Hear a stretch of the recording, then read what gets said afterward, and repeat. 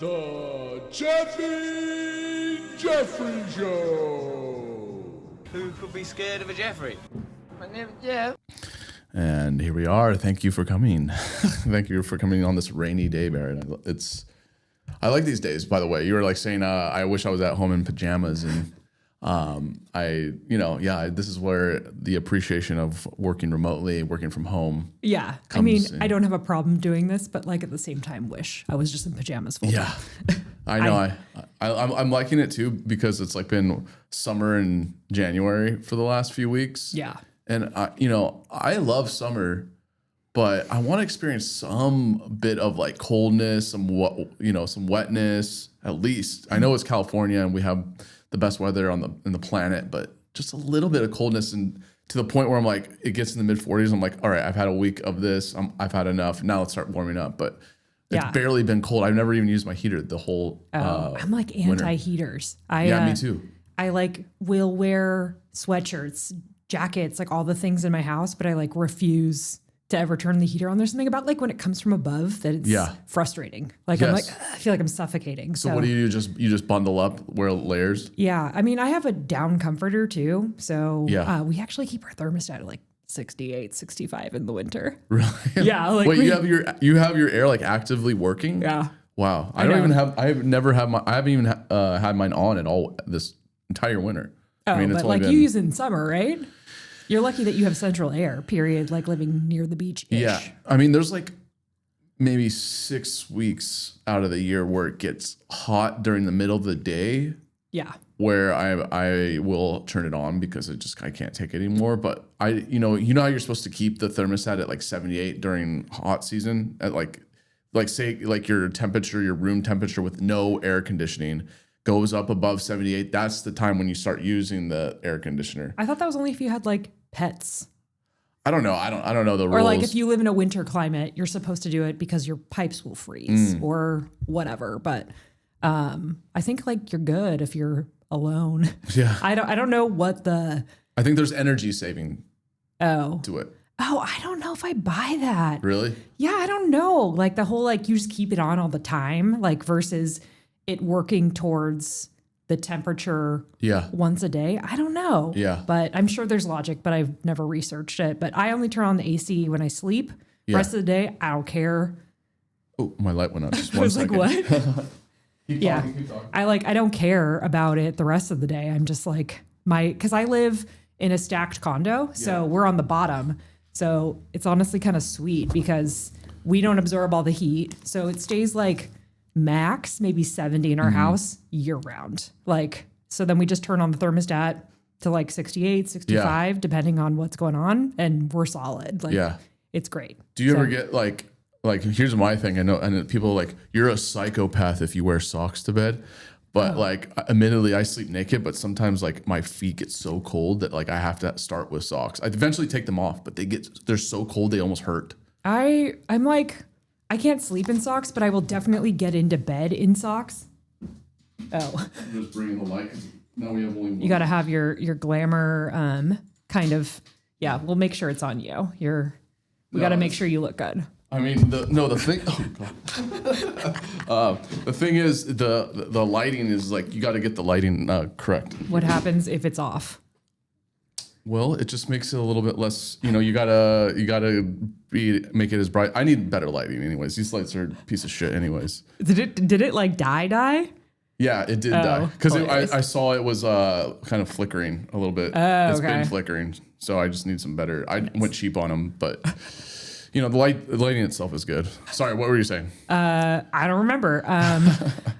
Just like AC, whatever. I don't know. Socks. They're just, I can't sleep in them. I will be too hot. But like, if I'm in my kitchen, like making dinner, I don't know why my feet will just be like freezing. Yeah. So I don't know. I have like lounge socks full time. But the second I'm home, I am in pajamas or in sweatpants. I don't like to be in my clothes in the house. Like it's just, I don't know. It seems like a sin. Yeah, like my husband will sometimes just wear his dress shirt with like his pajama bottoms when he gets home, and I'm like, "What are you doing?" Like put on a t-shirt. I don't know, because he'll even put like a sweatshirt on over, and I'm like, what is wrong with that? Like, I don't. Yeah. Like, why would you want to wear a button-up shirt with pajamas on bottom? It's like the mullets of pajamas, like, you know, party on top. Mm-hmm. Yeah, but it's kind of like almost like the embracing of remote work, where you're. You know, you're only going to be seeing the upper half if you're on video conference calls and everything. Do you have a lot of video conference calls? No, okay. For us, we only have like every 2 weeks we have a conference call with the team, but like there's never anything that like requires, like, even if we did have a call with other people, everybody works in their t-shirts these days. Like for me, it's kind of funny when I got sent home on like pandemic day, you know, like it was like March 15th, 2020. We got sent home. And I was still used to wearing, like, I would come in like jeans and like a jacket or sweatshirt or whatever, like normal outdoor clothes. And I was so used to wearing, I would still dress up at home.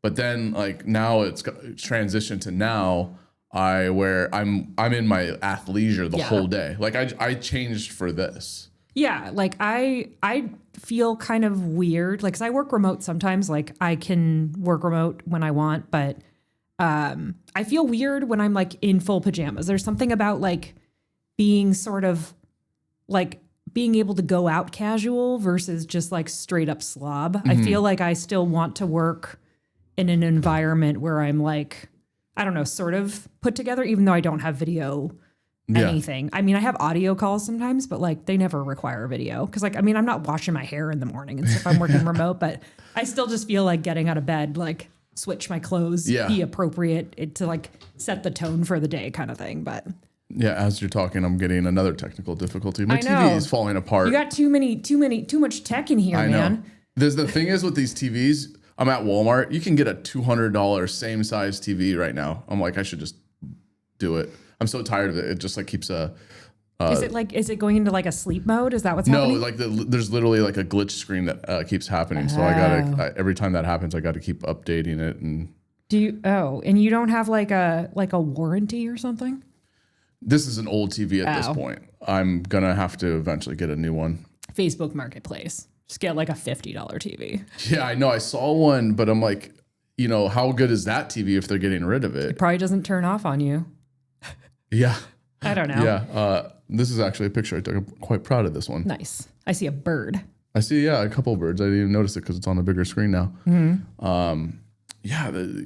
Sleeping with it's kind of interesting when you say you're cooking in the kitchen and your feet get cold, because like, shouldn't the blood be going to your feet anyways with the gravity?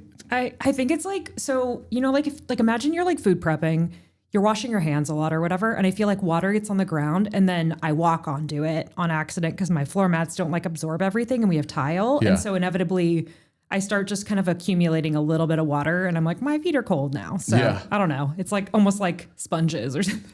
I mean, I don't know. That sounds kind of gross when I say that, but I feel like ultimately what I'm doing is it's like something to absorb the like little bits of water from like washing my hands to grab the towel that it trickles on the ground. I don't know. Do you often cook? I do, because like I'm gluten free, so I can't really, eating out's like annoying. So because you have to be annoying in a sense, because you're like you have specifications, or you can't really enjoy whatever it is that they have there, right? Is that what it is? So it's like there's a couple, like honestly, California's pretty bad with gluten free. So there's certain places, like it seems so silly, but they're like, oh, we got gluten-free pizza everywhere. And it's like, I don't want to eat junk food all the time. Like, let me go to a restaurant and get something that's like, I feel like when it comes to eating out, it's like certain types of junk food. It's like pizza, or it's like, they're like, get a steak. Like, there's not like a lot of in between. So like big hurdles for me are like Asian food, because soy sauce, first ingredient is wheat. Yeah. So I would love to go Chinese food, Thai food, Japanese food, sushi, but it's like, you find like the one spot that offers it, and then they still F it up. Like I'm still like, there's I don't want to call out the restaurant, but there's one in like the area that has like a sushi place that has like all these gluten-free options. I got so sick eating there. So I don't know. It's just like eating out's kind of a chore. Obviously I want to do it, but it's just sometimes it's not worth the trouble. Like, so a lot of time if I want like that really, I need to do this. There you go. I know I kept like leaning. I'm like, why am I doing this to myself? I actually did adjust these so you can like go as far as back as you want. I feel like you were trying to gesture to me like, hey, be like, move your mind. Oh, no. So I've got a lot of things going. I got to make sure everything's going according to technicality here. Oh, but yeah. So I can make whatever I want at home. And honestly, like things are hard to seek out. Like anything that's just like flour based or something, you know, like if I want, and sometimes it's more rewarding because one, I can't access those things in public. So I can't eat a lot of junk food. So a lot of time I'm like, I have to make it from scratch. And then it's like way more labor intensive, but then it's like, oh, then I just don't eat it as much, you know, but I don't know. It's just, it's whatever. I've been doing it for almost 10 years. So it's better to eat in anyways. Yeah. For me, I'm not like, I don't find the value in spending hundreds and hundreds of dollars on eating out. Yeah. I really enjoy eating food but I find it more rewarding when I make something for myself. Yeah. And then you can, what you're saying, control. I know I'm getting the flicker on this one. Everything's falling apart. You can control all the ingredients that you put into what you're eating. And I appreciate when you like there's like the appreciation of when you make something yourself and it seems to taste better in a way. Yeah. I mean, well, sometimes like having food made by somebody else feels more exciting. Yeah. But for me, it's just like, okay, did I really want to go out in public just so I could eat something I could have made at home? Usually if I want to eat out, I want to eat something that's specifically unique. That's why not being able to really eat Asian food is like that great, because I would like, oh, let me go get this unique thing that is really hard to make at home or it just doesn't taste right at home. But yeah, steaks and stuff like that, it's such a bummer, like to being like, oh, I had to go eat out. I had to get like the rotisserie chicken. Yeah. Like just why am I wasting money on that? But alcohol, all the alcohol I'll spend. Like give me like a $20 cocktail. I don't care. So you'll do that. I mean, that's what's getting crazy is about those, how expensive cocktails are getting. And you're like really only getting 1.5 ounces when you're like, like a standard pour for a cocktail is 1.5 ounces. And then you could buy that for $17. You could buy a whole bottle. That's why I like tiki bars, because tiki bars are just like where you find you get the value. Yeah. I don't know. Or go to Turks. Oh, geez. Yeah. I mean, dive bars, obviously, but drinking at home is a little sad. Yeah. But I feel like tiki. Yeah. But tiki bars, I feel like are always like solid. You can always identify the drink on the menu that you know is going to be so boozy and it's going to be worth it. You know? A Long Island. And no, they're not like the one that I always like a go-to. Not that I always order this at a tiki bar, but like a zombie, you always know it's just going to be like tons of booze. Yeah. It's like a standard drink on a tiki bar menu. And like a lot of the time your tiki drink comes with like a show. Like they're always like, look, there's flames on it or like something happens in the bar. I don't know. Is there a tiki bar? I mean, there's one in Laguna, right? The Royal Hawaiian or something? Yeah, that one actually has decent food, but it's not like the best. It's like got all this history, but it's not like the classic tiki bar environment. Mm-hmm. There's one in San Clemente. I can't think of what it's called. Oh, the Goonies bar? Yeah, it's Goonies themed. Oh, they did have a good drink. I just think the whole interior decor was a little overrated. The whole speakeasy. It's not like really a speakeasy. Yeah. I haven't been to that one yet because I just keep getting like lazy about it. The ones that I've like, honestly, the best one is Strong Water. It's in Anaheim though. And like literally it's so hard to get reservations for, but like they have so many good drinks, such a good environment inside. It's really cool. And then actually the one that's at Disneyland is not bad. There's one at the Disneyland Hotel called Trader Sam's. Fantastic. Also, that sounds pretty cool. Yeah, I was actually just at Disneyland this weekend and like I think it was a pretty like annoying weekend, but Trader Sam's was probably one of the highlights because we always go there and it's just mellow and then you don't have to drive and whatever. But tiki bars, whenever I'm in like other cities, I always seek them out because they're always like a weird environment. Like I've been to one in Seattle that was like, had like an octopus on the ceiling. And that's fun. There's one in Phoenix that I went to that like you're in a sunken ship and there's like stuff going by on the wall. They're just I don't know. It's like little Disneyland bars kind of thing. There's one that I know of in East Hollywood that's been family run. like the father passed it on to his 2 sons, and it's only open on like Wednesday to Sunday, and it's closer to like Dodger Stadium. I think it's called Tiki Tea. I'll have to look Oh yeah, it I've up. been to that one too. You've been to that Yeah. one, and like they serve it. If you can't get a beer there, you Right. only can get tiki style drinks. It's like I think it's like a lifestyle for certain people. For but sure. Yeah. I mean, most tiki bars will still offer all the things, but especially like those ones in LA, I kind of understand because they're like, we have a history and a heritage. We can be elitist, but yeah, I think more modern ones are more mellow about it. You just look like a weirdo when you're ordering a glass of wine or something. Yeah, I mean, go there for that though. If you want a glass of wine, go to a restaurant Exactly. or just a normal bar. Don't go to a tiki bar for that. Yeah, like I tried, there was like new drinks on the menu at Trader Sam's this weekend, and I was like, oh, I'm gonna try this. Like, it was something that came in like what do they call it? Coupe glass or whatever, kind of more martini-esque. And I was like, why am I ordering this? But I'm curious, and it was really good. But it didn't feel like the right thing to order at a tiki bar, you know? Really? What is this called? What drink is this? It was, I honestly can't remember. It was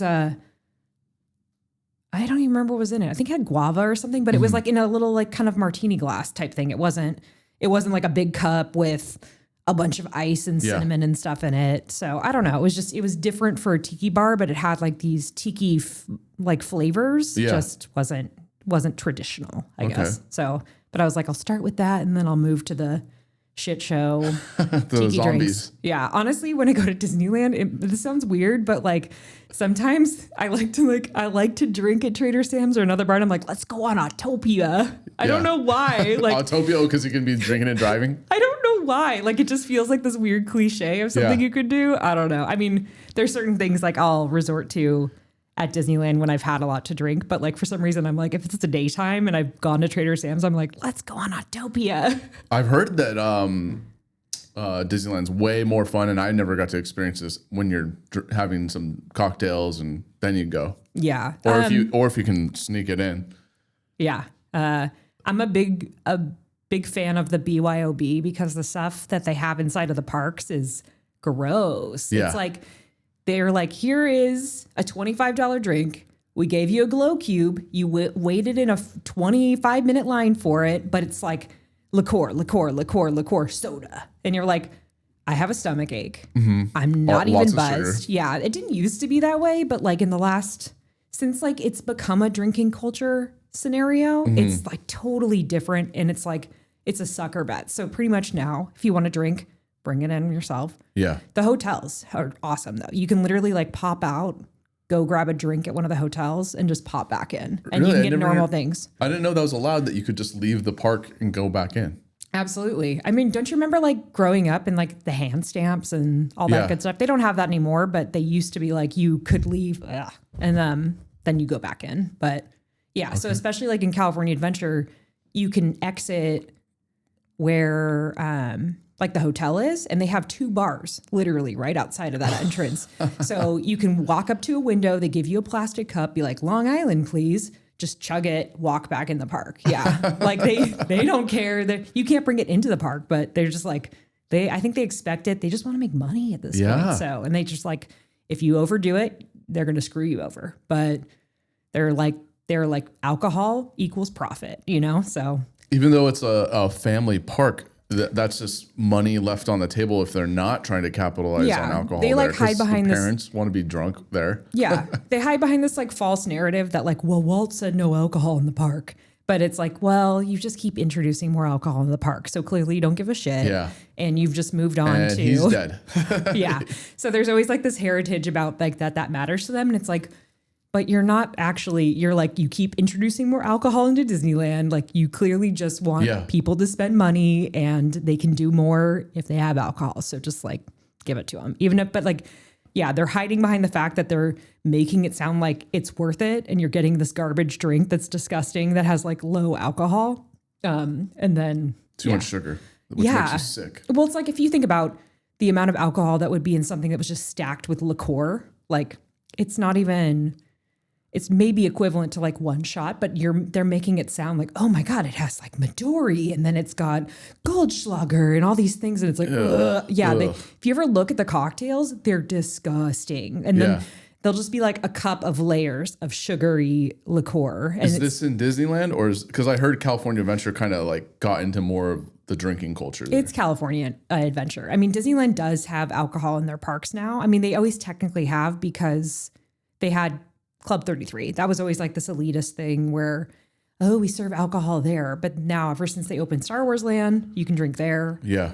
And I think they've introduced it at some of the table service restaurants. I don't know. I don't go there enough anymore. What brought you there last weekend? We had friends in town from Portland. They were taking their 3-year-old for the first time. And so we just like posted up at a hotel in Anaheim and went to the park for 2 days. But it was mostly about the kids' experience. And we were just kind of along for the ride. So we did like really strange things. Like the first day we were like, Dumbo. It was like Carousel, The most Peter boring Pan. one. But I've been there so much in my life because I used to live 5 minutes. I could walk there from my house for 10 years. I used to go there for exercise. So it got to the point where I was like, I have a gym membership. That cost me this much money. I also have a Disneyland pass. Why don't I just get rid of the gym membership and just start walking at Disneyland? So I would like either walk over to the park or ride my bike over to the park, have my Fitbit on, walk 10,000 steps, peace out, you know? And it was a daily activity. And you would get some rides in though, right? Not really. I mean, I would go there. There would be 2 purposes. There would be like it's a Monday and I'm just here for a walk day. And I would have like paths where I would go. And then there would be like, oh, it's Friday night. Like, let's get drunk and ride Splash Mountain 8 times. Like, I don't know. I actually never rode Splash Mountain. It kind of like scared me as a kid. I've never been like a big roller coaster fan on the big ones. But it's a log ride. Yeah, but the big just drop, don't like the drop situation? The drop was what scared me. To me, like, if you go on it, like one of my favorite things is like dead of winter, last hour the park's open. Like it's too cold. No one wants to ride it. You can just stay on the ride.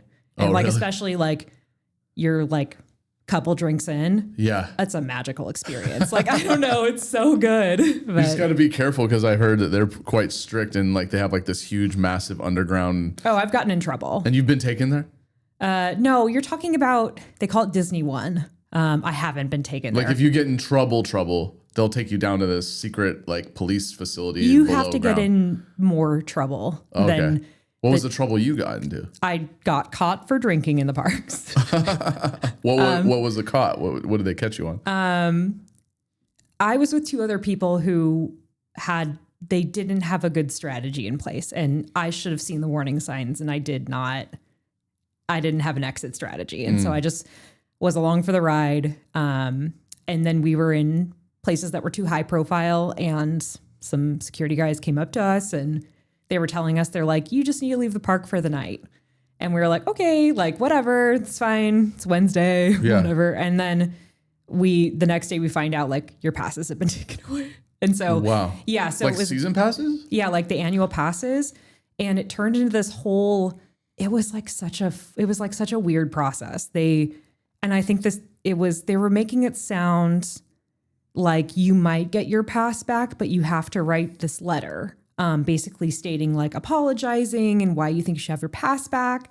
And they said the process can take up to 6 weeks. I really think what it ultimately was that they were making you jump through the hoops of doing that. And that at the exact 6-week mark, they would just lift the block on the pass. Okay. But it was this really agonizing thing because my husband was a boyfriend at the time. He had just got his first annual pass and he had like had it for like 2 months. And I was like, fuck. And I was also like worried, like, will I be banned for life or something like that? But yeah, I was just like very frustrated. But yes, after 6 weeks to the date, they just gave us our passes back. Wow, but that was like definitely I was overdoing it. I was being stupid. So, but yes, it's very possible. But they also totally like lied to us when we were leaving the park. They were like, because there was one person with us who was like bad. And then I was very much just talking to security guards, trying to figure out what the process was and asked them like, oh, I've never been in this backstage area. Like, what famous people have you met and stuff? Like I was having a normal conversation thinking like this is a very casual thing. But in the meantime, they're just like, we're casually walking you out to the perimeter of the park so that you can like get the heck out of here or whatever. Wow. Yeah. But I didn't know that the next day our passes would just be completely shut off. So, but lesson learned. So you've been going there for a while. What did a season pass cost then? And as a Like, I don't know. You don't have one now though, right? No, I'm pretty annoyed with Disney overall these days. So I don't like really want to give them a lot of my money, but, What's the annoyance? I just like think that they're doing dumb stuff that doesn't align with what I like because they used to do more. But this is all of mass media companies at this point where they used to take more risk, where it was like, we're going to try this weird story in this film, or like, we're going to make this weird ride or something. They would try things that were out of the box. Now they're just like, no, it's not testing well. No, it's not a sequel. No, it's not an intellectual property, like all these things. And it's like, it's too safe. It's too derivative.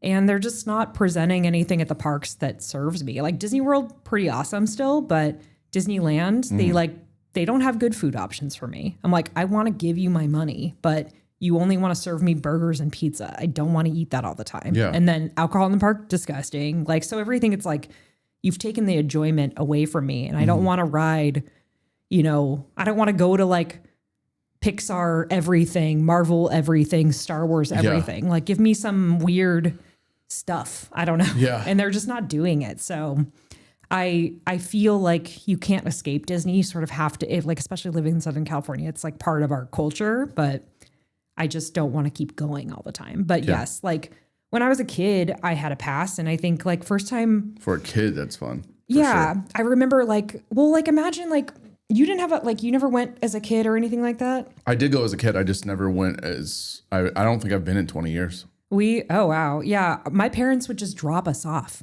Like, yeah. I did so much crazy stuff there when I was a kid. Like, I was just getting away with murder, like, when I was a kid at that park, but like, I think from the time I was in like 5th grade, my parents would just like drop me and my friends off, and we would just hang out, and then they'd pick us up, and, it's like before the cell phone era too. So it was like wild, but I don't know. It's always been part of something that you can do that's pretty wholesome, I guess. I don't know. And then it's evolved into adulthood where now I drink when I go there and stuff, but I don't know.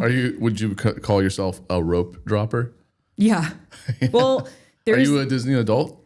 I consider yourself that as well? I don't, because I don't feel like I align with that. Like, I don't go there and buy merch, and I don't go there and be like, oh, I gotta be the first person who like tries out the thing. But I've definitely had phases in my life where if they're doing something really good and right, I'm very interested, but I don't think that they're doing good things right now. So I'm just like, and I've never been like a walking billboard. So I'm never going to buy, like, everyone wears those. Have you ever seen like they're called Spirit jerseys. They're just like Disneyland, like long sleeve shirts. Everyone's got them. Mm-hmm. Yeah. Or the ears. I don't own ears. Like, yeah. I don't know. I show up like this. Yeah. And I'm just normal. like, yeah. And I'm like, I want to go eat this weird thing that's in the corner of the park, and like, I don't know, and then stare at some statue or something. Like, it's like the best people watching you'll ever get. Yeah. Too. So I don't know. I just like doing weird things. I don't really like, I'm not like, we got to get on Space Mountain. Yeah. Like, I just don't give a shit. But I did rope drop on Sunday because kid. Because you were with a kid. No, on Saturday they didn't make it in time, so we ended up getting there 8:30. But like on Sunday, me and my husband, we went into the park to make rope drops so that we could wait less to get on the Star Wars ride, the Rise of the Resistance, because that's a pretty good ride, honestly. Yeah. But it's if we had not done that, it would have been like 90 minutes to 120 minutes, and we spent 20 minutes getting in line. So like, that's not bad. Waking up early can be practical to get into the parks because you can do high profile things like that. Yeah. But overall, it's like, I don't know. It's all the same. Star Wars is, I always thought that it took over Tomorrowland. No. I thought that was like the natural thing to do because they used to do Star Tours over there like years ago. It's still there.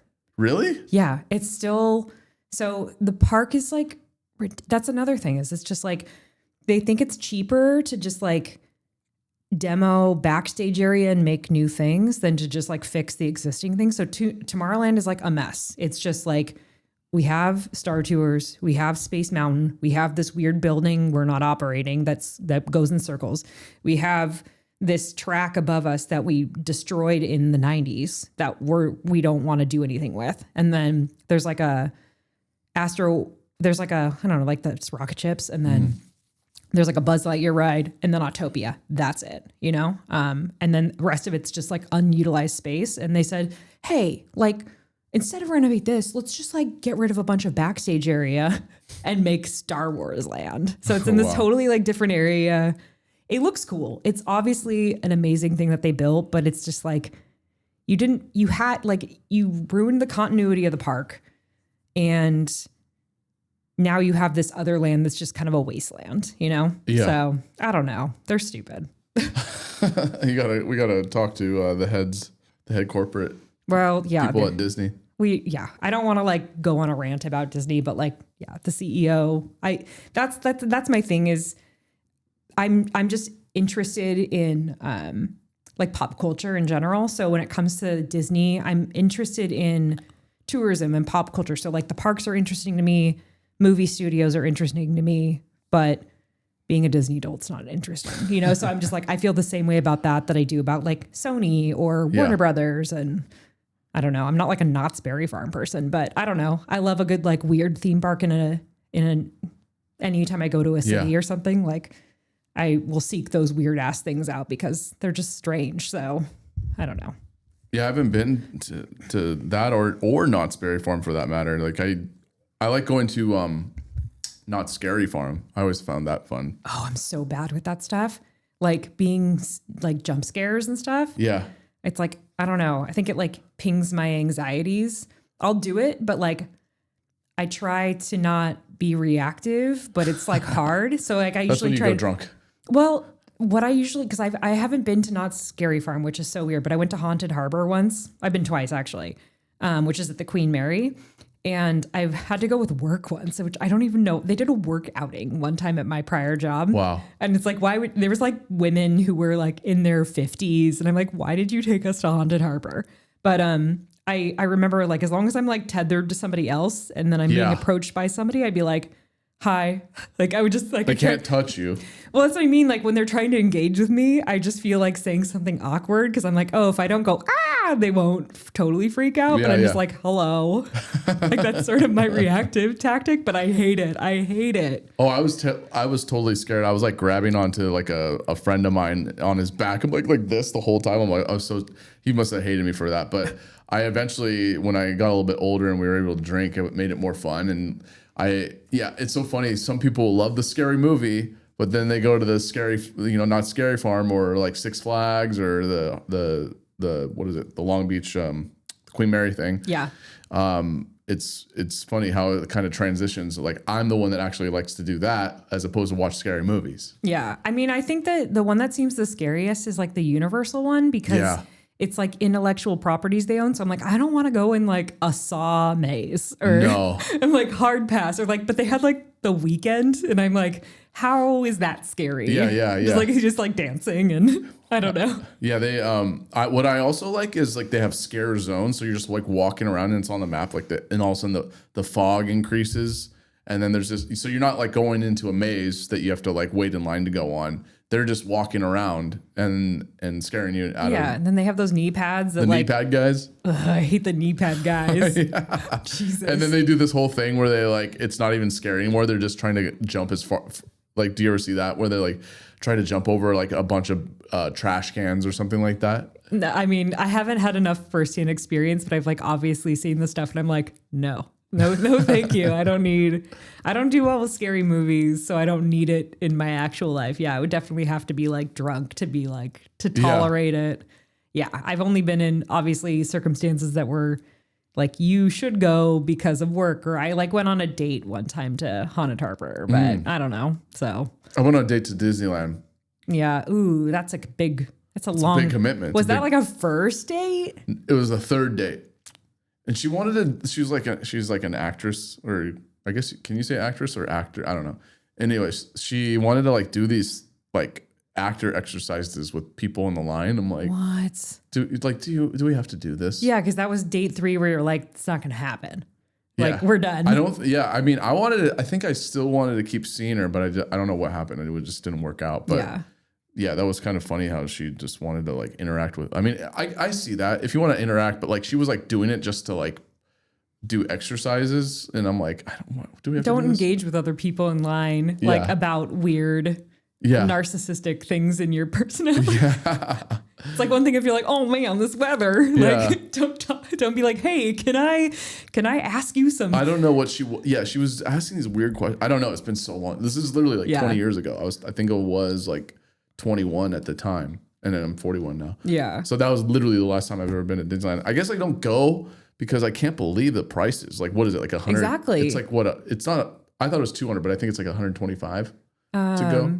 I don't know. On a I got like admission. the California pass, like the 3-day ticket or whatever, but that's like part of the problem is like, I don't want to give them my money because us giving them my money is like, it's showing that what they're doing is okay. Yeah. Like, I don't think when I was a kid and I would go to Disneyland, it was like $29. Yeah, I remember that. So, annual pass was $99. It's insane. Now it's like what, 1,000? Yeah, like, well, I think there's some that are still under 1,000, but then you have to make a reservation and stuff, and it's just like it's so conditional and frustrating that it's just until they decide to change course. Like, I want to give them the least amount of money as possible. So it's just I don't need it enough. I've seen it enough. Do you watch any movies or do you even? Like Disney movies? No Disney Plus. No, I still have Disney Plus. I'm not like one of those people who's so political that makes my life inconvenient, I'm still like a human, and there's certain things on Disney Plus that like I can't get elsewhere, I'm still like a DVD person, but like I don't know. You still have DVDs, huh? Yeah. Nice. But like old school. But like I love those Disney Channel original movies, and I'm not going to buy those on DVD, and I like to rewatch them. Yeah. Like Teen Beach Movie, such a solid movie. Teen Beach Movie. Yeah, no, it's much newer, but I'm telling you, fantastic. There's a sequel, but it's like, imagine like High School Musical, but they set it in like a 1950s style, like Annette Funicello, Frankie Avalon beach movie kind of thing. And this has been made recently? It was made in the last 10 years? I don't know, but fantastic films. But like those are the kinds of things why I have Disney Plus, so I can watch weird stuff like that. But yeah, we'll get Disney Plus again when they bring out Mandalorian again. But I think it's a movie that's coming out next, right? They've oversaturated that crap. Like, stop giving me weird Star Wars shows. Yeah, the best one was Andor. Yeah, I know. Everyone's telling me I need to watch it. I watched a couple episodes, but I think I'm just like I'm not looking for that kind of show right now. It's literally the best show of the Star Wars. Yeah. Universe. Well, the Obi-Wan was good. Well, Obi-Wan one was good, but I didn't like the Obi-Wan. No, I'm sorry, but I kind of hated that one. Really? It was so. I got to was it the continuity problems with Leia, like the little baby Leia? The Obi-Wan was it was so tacky. I think it was a little bit. There's this. Okay, I think it's coming to me. There's a scene where they're at a gate and there's like two banks of sand, and like instead of he like chops down the gate, but all they had to do was walk around the gate. And I'm like, why did they even need to do that? They had me at Hayden Christensen showing up in the movies or in the show, so I was like, oh yeah, let's bring this guy back. Was he burnt? He was. I thought he became Vader as soon as he became burnt. He was the burnt version, but like they showed both versions of him because I think they had him sparring with Obi-Wan and points in like Vader, but then there was I think flashback or there was normal components of Hayden Christensen as just like Anakin too for whatever reason, I don't know, but they're just messing up the continuity and they're oversaturating the storytelling and it's too much. Like, why would I need all this Mandalorian, then they've got a Boba Fett show, and then they've got a movie, and then it's just too many things. Ahsoka, and I'm like, you should have stuck with too much. It's too many things. Yeah, same thing with Marvel. And they're like, why doesn't anybody like it anymore? It's like, because you made 87 shows, and then you wonder why no one's going to the theater to see the one movie you came out with because they're bored with the content. Like, they just definitely overdid it. It's like I don't know what, and it's like clear that what they're doing, and this has been done too many times.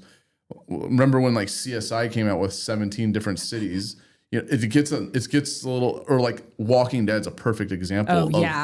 of But that's the state of play in like mass media right now. Yeah. They're like nothing new. more content, more More of content, the more same. content. Yeah. Yeah. I mean, I loved Walking Dead, and I stopped watching, like, I think when they had the I didn't watch it. I didn't stop it purposely. I just didn't have AMC or something like that.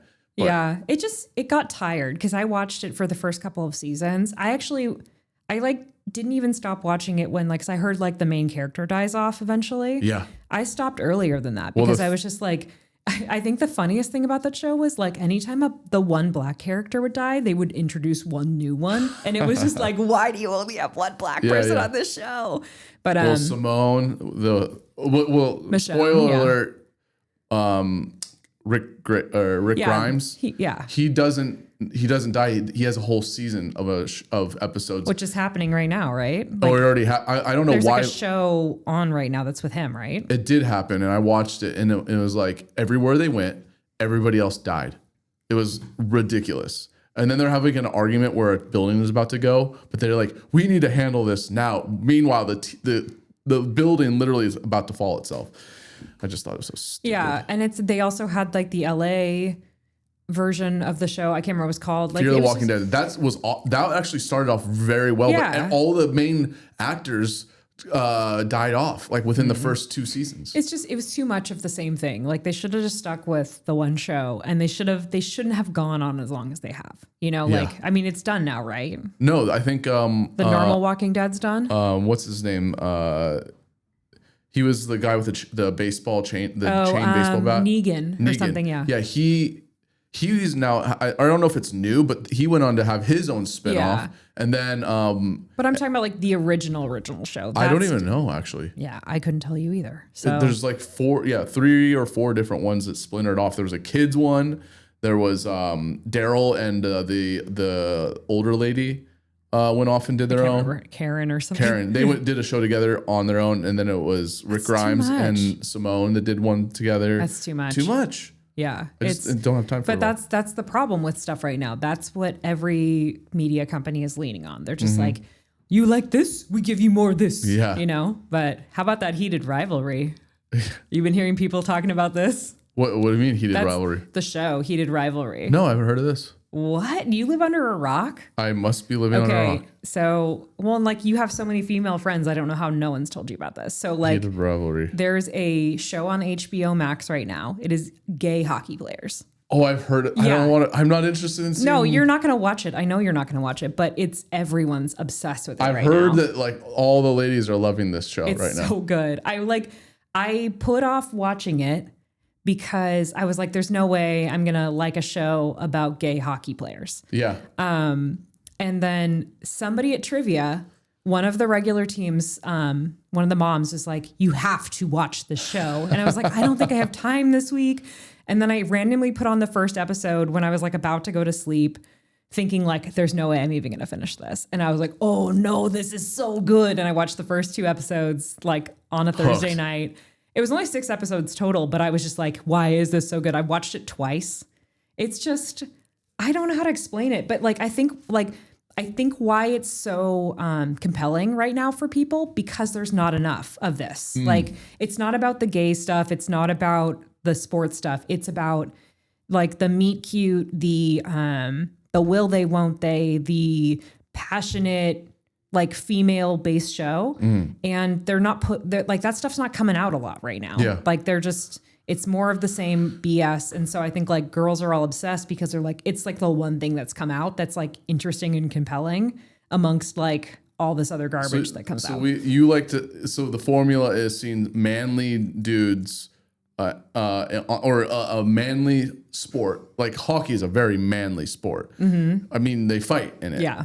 Which is awesome. But to see like 2 manly men fall in love with each other is like a ultimate equation for success or something. It's like the sort of the narrative is like, obviously they're in a tapestry where they can't really be transparent with everyone around them about the situation, So it's sort of like the one, you think everyone's straight and you sort of see them in the shadows, kind of like sort of emotionally pushing each other to be like, are you into this? You know? And Yeah, then, yeah. and then they start, and they're both on different teams in different cities. Like one guy's Russian, one guy's Canadian.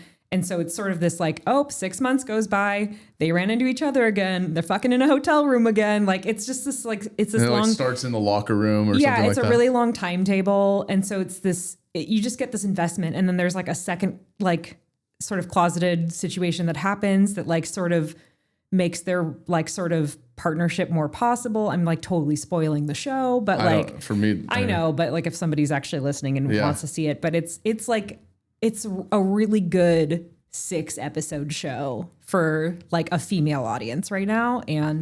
But yeah, my husband like sees me watching and he's like, all you ever do is watch shows and people are like having sex. And I'm like, it's not about that. It's like about the, is like, there lots of sex in there it? is, yeah. Like, but it's funny. Ugh. There's not like full frontal nudity or anything Yeah. in it, which is kind of surprising. And it doesn't, But humping going down. yeah, for sure. Like there's so much discussion about the things and obviously the way that gay partners work and Yeah. stuff. But it's I don't know. It's such a good show. Like It's got 98% Rotten that's the Tomatoes. thing. That's just crazy. It's wild. It's like, yeah, it's a good show. Like it shouldn't be a good show, and it's a really good show. I think people are obsessed with these guys right now. Like the what was like the Golden Globes? Yeah. Like that was like their weekend. Like on social media, everyone was talking about Are these they two actually actors. gay in real life? Or actually? I don't know, probably, but like I don't know if they're announcing it. I haven't looked into it enough. Do you ever like? It's kind of funny when you watch like actors be gay but like, are you? Because like one famous one is Jake Gyllenhaal and Heath Ledger, and they're known not to be gay, but like you watch the movie and you're like, that's pretty good acting. I believe that you were gay. But sometimes like people are getting frustrated by that, where they're like, well, you should get gay people to play gay people. Like I remember Jared Leto in Dallas Buyers Club. Yeah. Everyone gave him a lot of crap for playing a trans individual in that movie when they're like, you should have hired a trans person. I agree with you. I'm tired of that too. And I get what they're saying, but like you have to also see it from the perspective that like as an actor, he did an impressive job playing that role. Yeah. Yes, it would have been an opportunity to give somebody that opportunity, but it doesn't devalue the fact that he still did a really fantastic job getting into a character, you know? And so to take that away from him, even though he's kind of an annoying person. Yeah. I mean, definitely you can't have John Wayne act as Genghis Kong. Yeah. Which happened. But, you know, there's like the whole thing where, what's his name? He's the famous little person on Game Warwick? of Thrones. Oh, I'm blanking on his name. Dinklage. Peter Dinklage. He literally, you remember they were casting for Snow White? And then he like opposed the whole idea of hiring little people. I don't know what you're supposed to say for them these days, but little people for the job. And then he said, I oppose this or whatever. And then literally eliminated 8 jobs or 9. Well, how many of them are there in Snow White and the 7 dwarfs? He eliminated 7 dwarf gigs. Yeah. So like, what are you doing? Yeah, Like, it to me, like if you apply the narrative of Dallas Buyers Club to the Snow White scenario, you're basically like saying the opposite. yeah, you know? you're saying the opposite. I don't know what the right or wrong situation is, but Yeah. I agree. It's taking away jobs from people to meet a criteria. I know I kind of jumped from the opposite end of this, but like what I'm saying is that there's like this weird thing where they're trying to like, they get too involved with the idea of like, oh, you can't act that role. Like for, being, like you have to be gay to be a gay role. That's silly. You don't like, you can't You just pick the best person for the job. Plus you also have to think when you're hiring that person, will they bring people to the seats?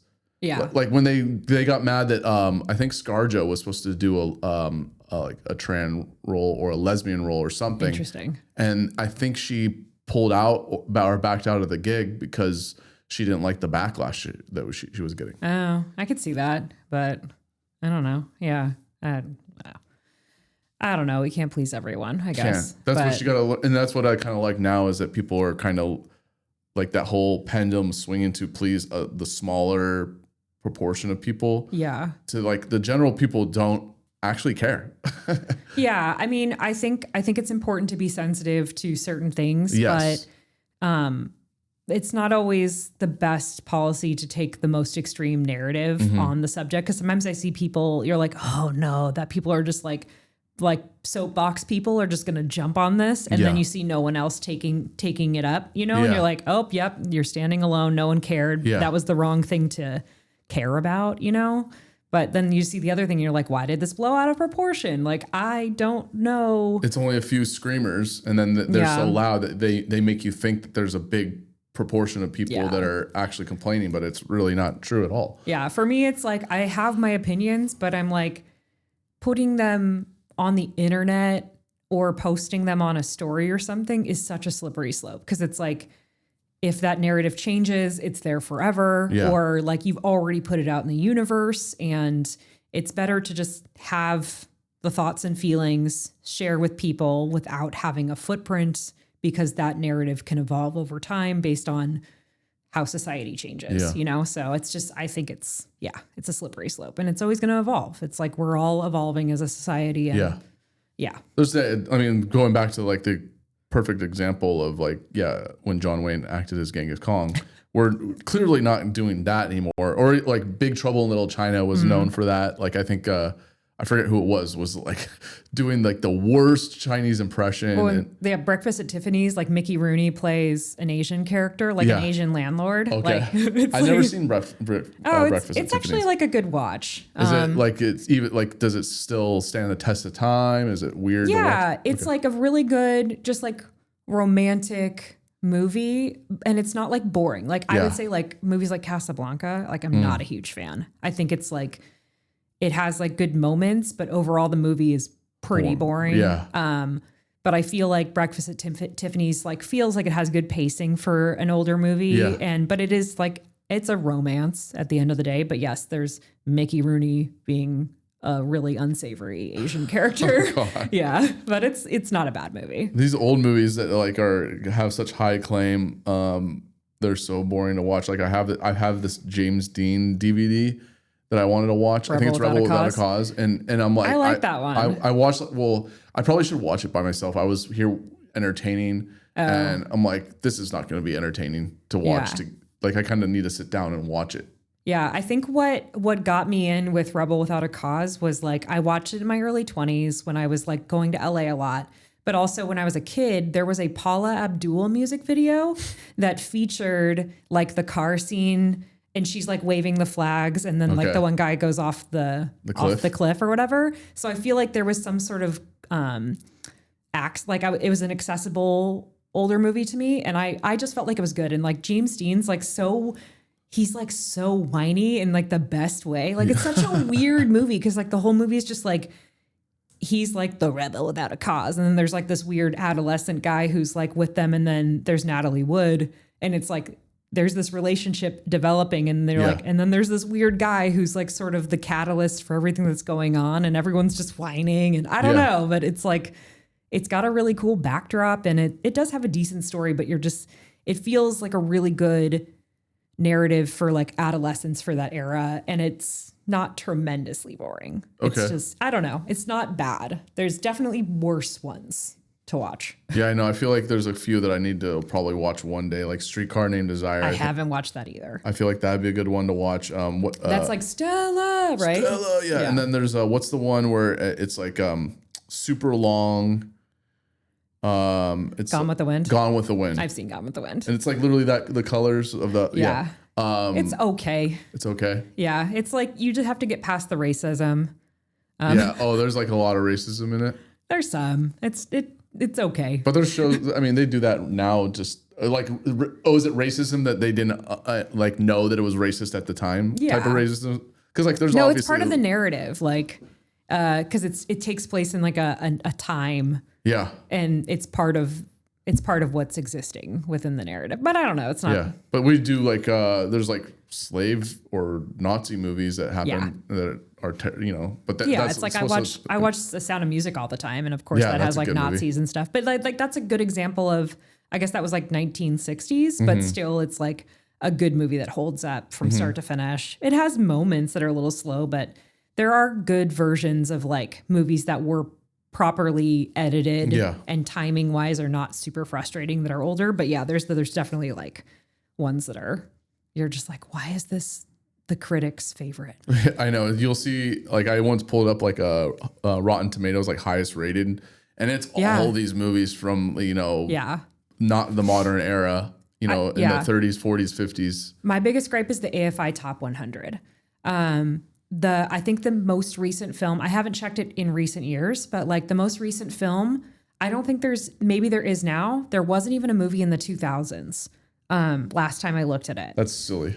And there's things like, I think the standout one that I have a gripe about is like the film adaptation of To Kill a Mockingbird is in the AFI Top 100. And I'm like, why does that deserve a place in the AFI Top 100 when, I don't know, so many other, like I think Titanic's on there, Jaws. Yeah. Like I feel like those movies, they make sense. But like, why don't you start bumping out like these early movies that were made that don't matter? Yeah. Like I've never seen Citizen Kane.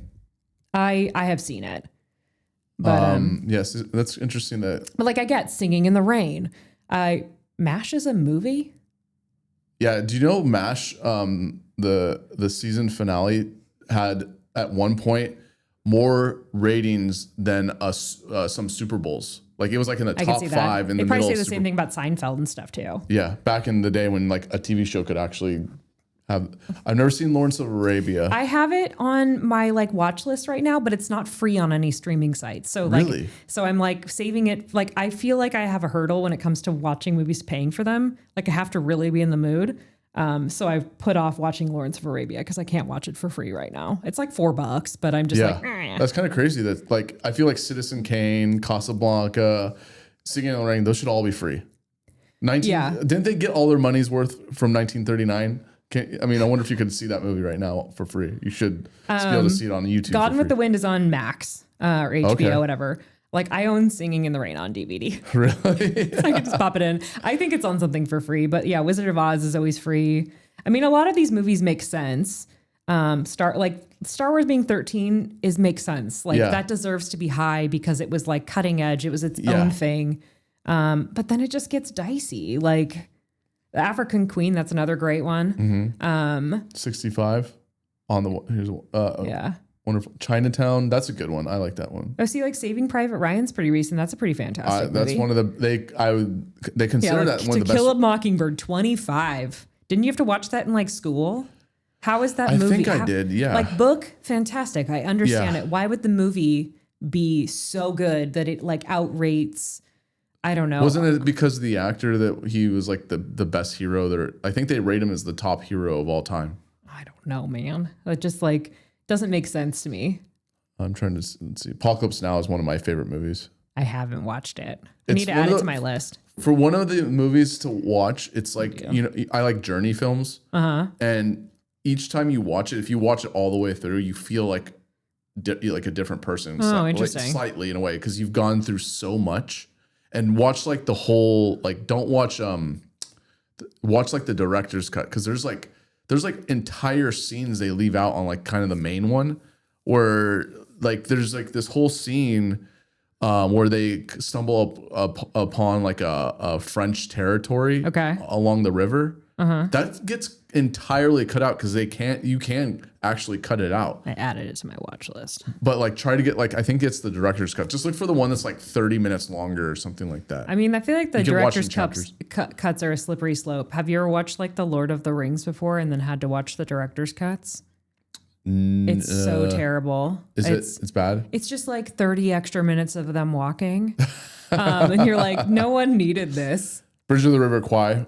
I haven't watched that one either. Oh, so like one week when we were kids and my dad was on like a long trip during the summer, my mom had us watch all these movies, and Bridge over the River Kwai and The Great Escape still I think are great movies today. Yeah. And in 1957, I think Great Escape is in the 60s, but like watch those movies. Did you ever see Once Upon a Time in Hollywood? Yeah. Remember the scene where he's like talking, they put him in an actual movie where he's in a prison. Yeah, that's The Great Escape. Oh, interesting. With he was supposed to, I forget his name, Steve McQueen. He was supposed to. He was like, he could have been that role, but then But yeah, like look at these movies. Notice the I don't know if they'll like. I guess the Last Picture Show is decent, but like, does it deserve to be on the top 100? Yeah. Like, there's these movies that I believe should be pushed out at this point. I don't think like is Titanic on the top 100. Like, I feel like what the heck is Duck Soup? I've never seen that. I've never even heard of that. Yeah, but I've seen a lot of these though. Right, but I understand it, but I feel like there's some bias to it for sure. Like if you look at maybe if we broke down the directors that were part of this, it's probably an oligarchy of directors. Like I'm looking at them, I'm seeing multiple of the same director and stuff like that. Shawshank Redemption, I could swear was at the top 5 at one point. They moved it to 72. I mean, but like if you look at like the Rotten Tomatoes top 100, I feel like, or like the IMDb one, I feel like it's a better representation of contemporary times. Yeah. Titanic, there's Titanic. Okay. That it's not overly crowdsourced. It's still more appropriate, mixing the tone of like critics and the general population, you know? But yeah. Oh, look, Fellowship of the Rings has made it as the 50th. The one that's over 2,000. Like they're past the 20th, like century. I feel like Fight Club and Matrix should enter that chat. The Matrix for sure. I mean, maybe not Fight Club. That's a great movie, but like, I don't feel like it belongs here, but like I could see the Matrix. It's doing really interesting things. Like even like, I don't like Avatar, but like Avatar, big time when it came around. It matters to the narrative of society. And now it's just completely terrible. I haven't even watched the third one, but like the special effects are incredible to watch. Yeah, but it's the same movie 3 times. I know. It sounds like, and it's too long. It's too linear. There's no like levels to it. It's just like, and I don't think they're doing compelling acting in the movies either. Like obviously they are from a CGI standpoint, but like the actual dialogue is kind of elementary. Yeah, in my opinion, for those movies. Yeah, I watched the second one. I'll if it comes up on on HBO. Like I just watched Running Man, the new one. It was fun, but it's not like something that's extraordinary to watch. I mean, I've watched. I don't remember the last time I watched the Arnold Schwarzenegger version, but this was like the newer version they redid last year. But again, then they're just adapting a prior screenplay and being like, oh, let's not make new things. Let's just keep recreating things. I don't understand why Sinners is getting all these the most nominations ever for the Oscars. I'm like, I mean, it was a good movie, but I didn't think it was like profound in any way. It's like that tone deaf thing where they're like, you guys want diversity, so we're going to pick the one critically acclaimed diverse film this year because that's how we're going to get more viewership, regardless of what we believe about the film itself, you know? So yeah, I mean, Moonlight was a diverse one, but it was actually really good and it had like a profound effect. But it makes you wonder, did they actually like it or did they just insert it for like Get Out?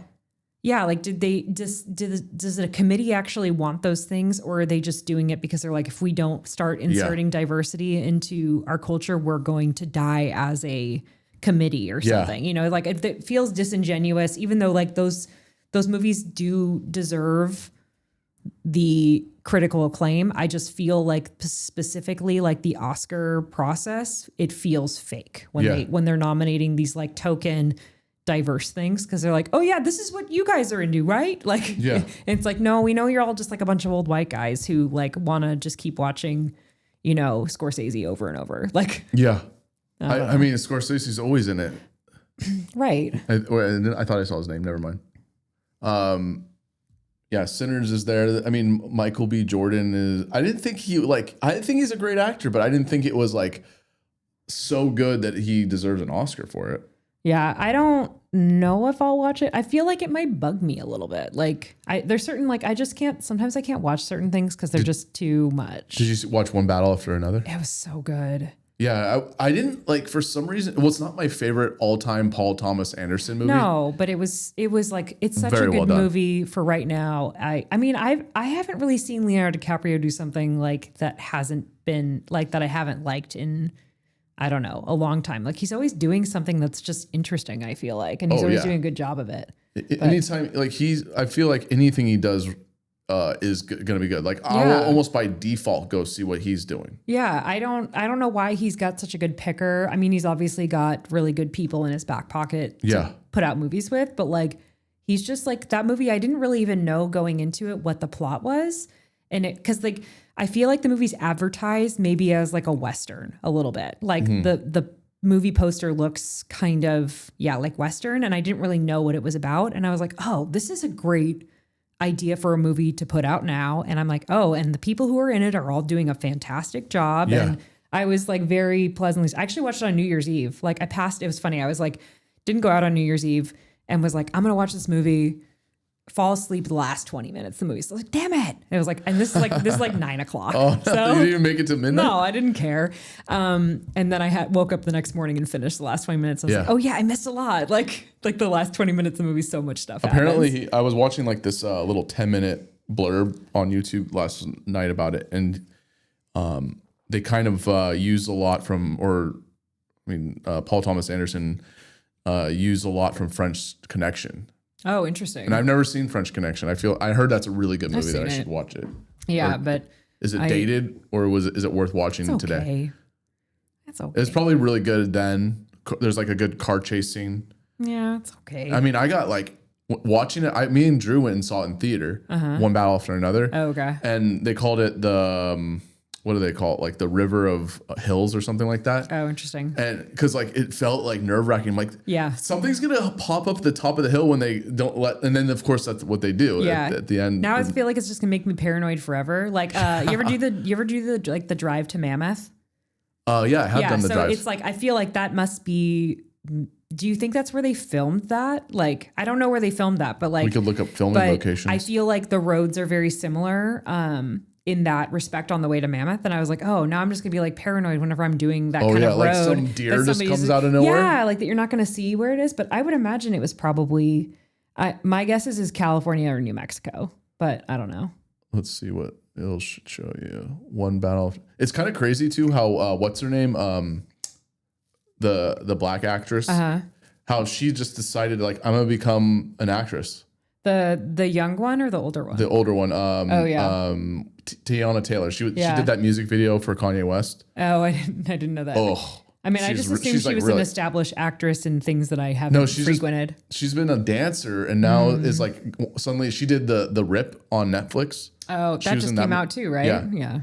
And that's a cool thing what they're doing with the whole like each mark that they hit, they get more bonuses.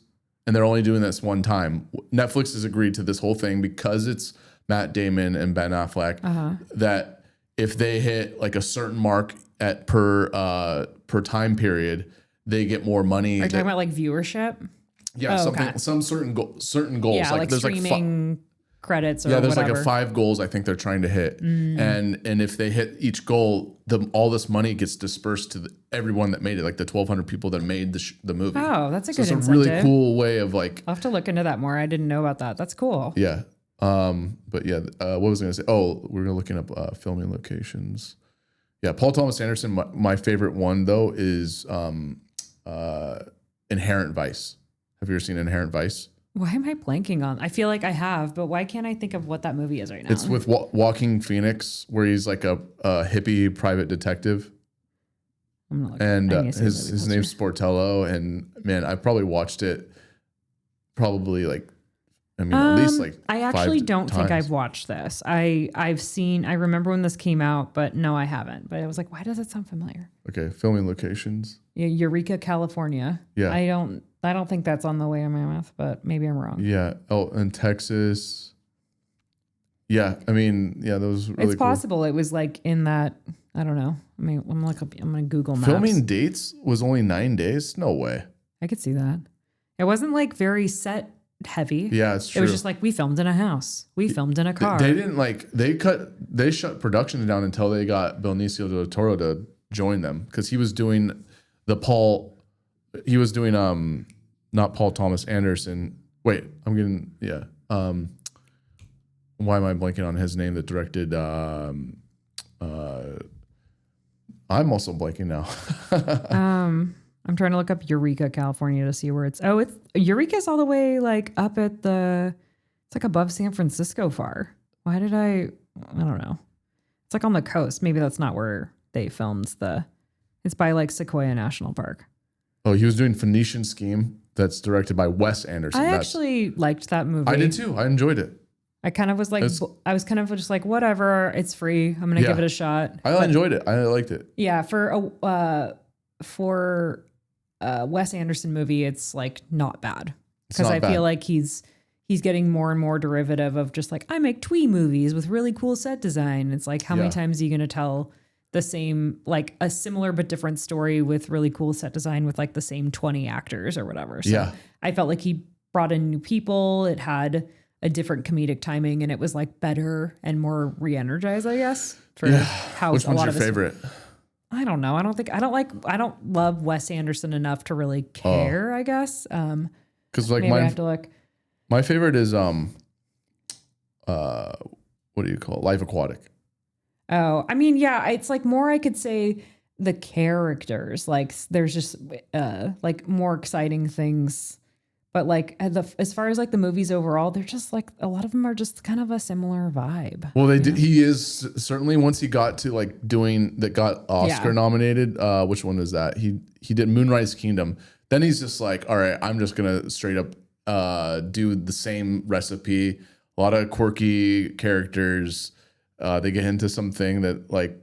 I mean, but I still enjoy it. I enjoy the movie. Yeah, for sure. I just don't know if there's one that stands out to me, but I appreciate that he has a stylistic choice. And you know who it is right away. Yeah, for sure. Like I appreciate that, but it's just not my favorite. Asteroid City it was sweet. Yeah. Yeah. And the Phoenician Scheme is like the most recent one. Yeah, I honestly thought like Michael Cera was pretty great in it. It was kind of nice to like see him being introduced into that sort of cast of characters. Yeah, and I thought like a lot of new people being part of that made it feel fresher and not just like, okay, it's not Bill Murray again. I know. But Bill Murray is so good on those. He's like perfect for those movies. Almost get to the point in that movie where you're like, is Bill Murray not going to be in this? And you're like, okay, I'm glad Bill Murray's in it. You know? I mean, there's they did Darjeeling Limited. Yeah. And this is great.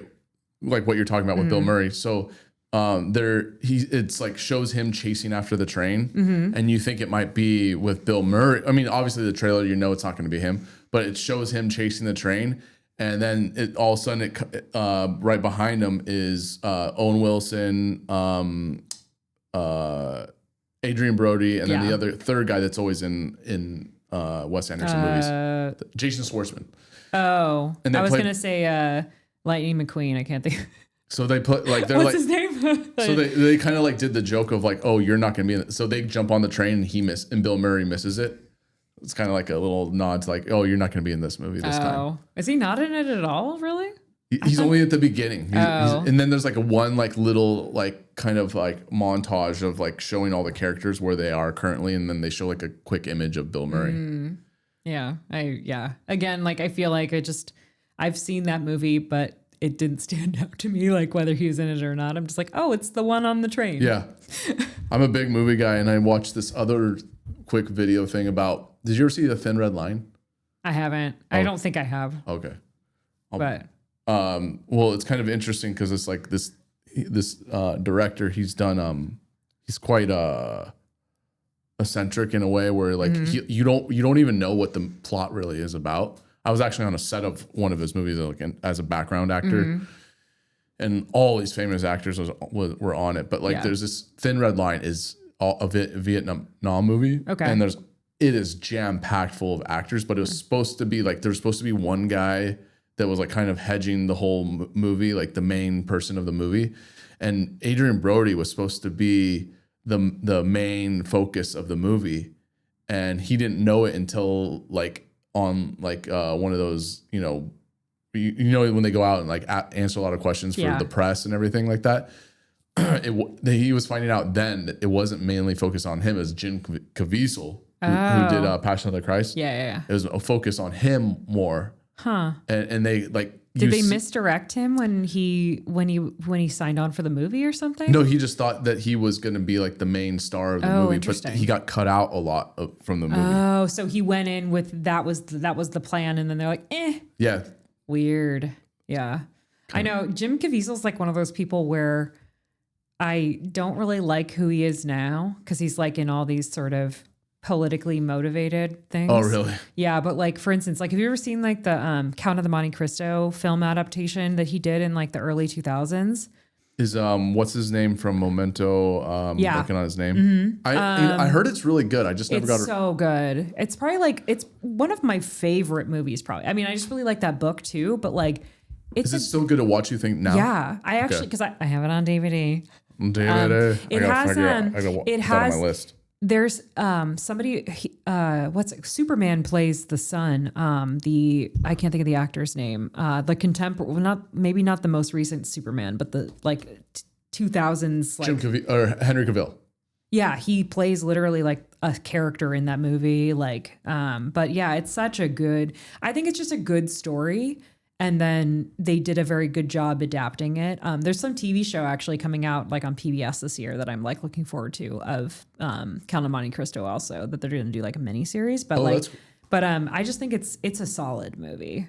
I'll have to watch. Oh, I'm seeing young. There he is, Jim Caviezel there, and young. What's his name? Why can't I think of his name right now? Guy Pearce. Guy Pearce. Yeah. I used to not like Guy Pearce. He's one of my favorites. Memento bothered me. Really? I know, isn't that funny? But that's actually one of those movies I'm like, I need to like watch. I need to rewatch it too. Every couple of years. Well, like I remember when it first came out, I was like, everyone's obsessed with Memento. I don't get it.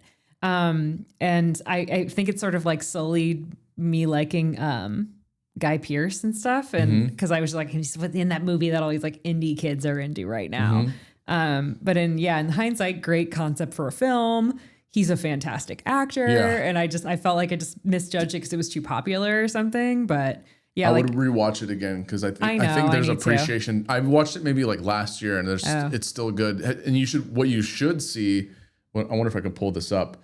There's a great breakdown from Christopher Nolan on like a whiteboard of how he wrote the storyline. Oh. Because I mean, I would like to see how he wrote Tenet. And a lot of people were like, I was so confused, but I'm like, that's what makes it great because you need to watch it again. Well, even Inception, it's like one of those movies where you're like, how did you take this abstract concept and make it a literal concept and then take us on this journey with you in this abstract concept and make it literal and us like feel those stressors as we're going into this. I don't know, like that whole like there's the storytelling that's part of a lot of his movies. You're just like, how did you literalize something like this? You know, I would say the same thing about like Pixar or something too, where you're like, how did you take these abstract concepts, literalize them, and then make something so multifaceted and accessible at the same time? I don't know. Like Interstellar. Yeah. It's such I mean, obviously people were like, well, you don't know what happens beyond the event horizon. Obviously you don't. So you can literally invent whatever it is you want to make to make the story complete itself. Yeah. But yeah, like if you watch, have you seen Tenet? Yeah. Tenet is, I mean, I didn't love it. I know. I think it's one of those movies that makes you have to like grow on it a little bit. And I want to watch it so bad again, but it's like he removed it from HBO because he hated HBO's streaming service for some reason, or like he got into something with them. But Interesting. That's basically the end of the movie. This stuff is the black and white stuff. This is color. And this is.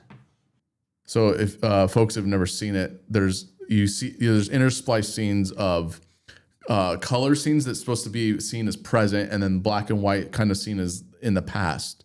And you keep going from back and forth from the color scenes to black and white scenes, where there's like the color scenes where he's going through like a whole story, and then there's a whole scene. Basically, the black and white is him in the bedroom in the hotel room, talking to someone on the phone.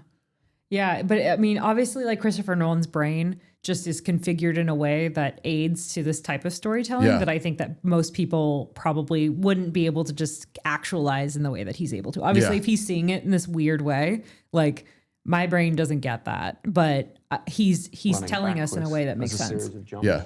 So what happens is in the movie, they're showing the color scenes. They'll start off like this and then jump back and then go to like the end of the to the end of the beginning of the scene they just saw. Weird. Yeah. I mean, yeah, I think Tenet, what the problem with that one is I just didn't really like, I didn't like the casting of, what was it? Denzel Washington's son. Yeah. I didn't really like love him. I mean, I didn't really love Robert Pattinson either in it. I'm actually growing on Robert Pattinson. Yeah. He's decent. Like he's not the Twilight weirdo, you know, or something. Yeah. But like I think it really comes down to I didn't feel like I don't know what Denzel Washington's son is, so I'm just gonna keep calling him that. But I felt like he was just a little stoic or something. Mm-hmm. Like I just don't think he was meant to be like the main character a little bit. Like that's probably what threw me off because like the world building was really interesting.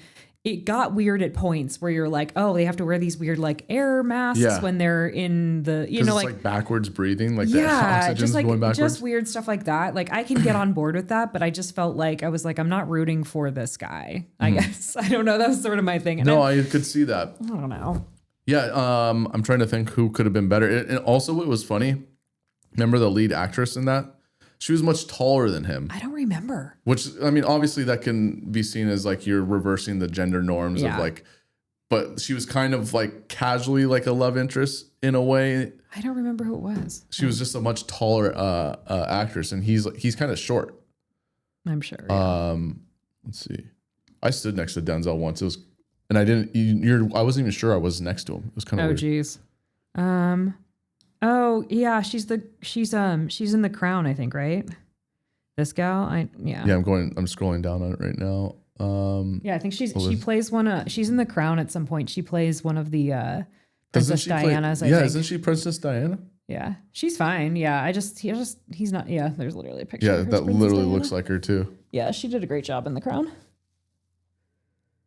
The Crown's a solid show. Is it? Yeah. That's on Netflix, right? Yeah, it's like I put off watching it for a really long time, but it's very interesting. Like I actually think some of the older content's better because it's stuff that we're not as familiar with. But like seeing sort of that family and sort of just taking inventory of like a modern democracy that also has a monarchy like kind of component. It's interesting to think about watching, I don't know, their relationship with everything and how England's different than America. But also, having it be like people who are like, these people are alive today and like they were terrible people when they were young or I don't know. It's just interesting, but it's a good show. The royal family, man, it's like hard for me to be interested in them because they're just kind of, they don't really do, like, what do they even do now? Yeah. And just like I think my sort of takeaway from the modern royal family at this point is they basically understand their place. Like they know they were brought into everything from this kind of like suspension of disbelief of like religion told us we're supposed to be in this role. People were much more ignorant. They were okay with that back then. Modern society, I don't think people think that they're chosen people who get to be freeloaders for life. But like, I think the British population has sort of this like, we like this part of our culture. We just accept this part of our culture. But the trade-off, and the show sort of steers this narrative that the trade-off is that the British people get full access to them. So that's why there's this like paparazzi aspect in their culture and stuff. And as long as they keep doing the things that serve the public and give the public exposure to them, they can keep people in the suspension of disbelief as like essentially freeloaders, you know? But because I think at this point, most people don't go, oh yes, the gods of society have appointed these special people, they're not, you know? they're no longer special anymore. I don't think people believe that, but they think it's a special part of their culture as long as they have access. I thought King's Speech was pretty good. I've seen that, but I kind of I think it was like a movie I like fell asleep watching. Yeah. So I like it's didn't frustrating to watch digest someone it. That can't speak or stutters. Yeah. And it's kind of interesting how I wonder if he carried, like, are you able to switch that off? You know, as an actor, like you kind of get used to doing like a weird tick that you have, or like stuttering, for example.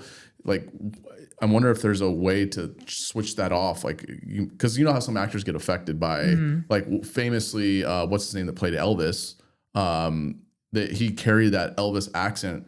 Oh, well, that's just probably a douchey choice. I can't think of that actor's name right now. Austin Butler. I think that's just like He's like, I'm a cool older guy now. I'm not like a young guy. He did like a biker gang one, and then he did like I think he did like some Western That movie one was good. with Tom Hardy. The biker one. What was it? The Bike Riders or the bike. Something like that. It was a good movie, actually. I just like watched it casually and I was like, oh, this movie was pretty actually good. really good. Did you see Beast in Me? That's I'm on not Netflix. sure I know what that is. It's like a limited series, 8 episodes. It's really good.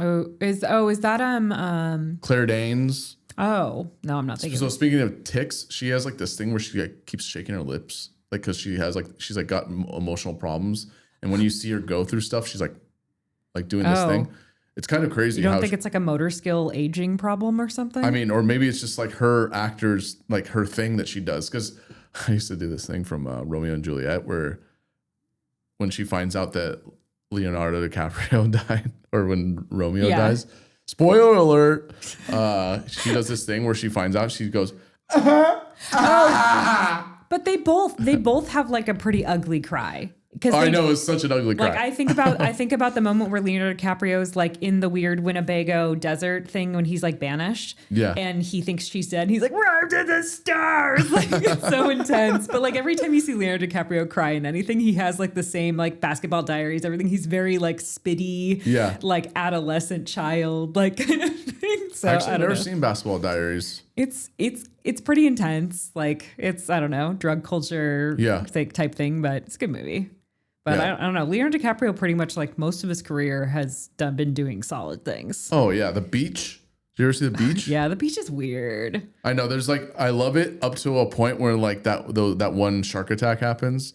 I think Spoiler about like, alert, sorry, but I think more about like the weird like, is there cannibalism on this island? Like The Beach? I don't think there was ever any. There was like, hints of cannibalism. There's I can't remember the whole narrative, but it goes from like we're on an island, we're just like On tourists. a resort, yeah, we're just tourists, and like we're hanging out with glowy fish in the ocean. They're playing like this like pop music in the background, and we're doing drugs. And then Smoking weed. I think there was like a drug trafficking or something happening on the island. I can't remember the narrative, but there's a moment where they make you believe that maybe there's cannibalism happening. Like maybe that was just, I need to probably go back and watch it's probably been a while since you watched it, but like what happens? I thought there was cannibalism. So what happens is they stumble, even at the beginning of the time where they get onto the island, they find a big field of crops of marijuana, and then they see the drug dealers, and they were able to run away and get it. But the agreement was that the people that are on the island already can stay there as long as they just don't tell anybody else about the island. Oh, okay. Which obviously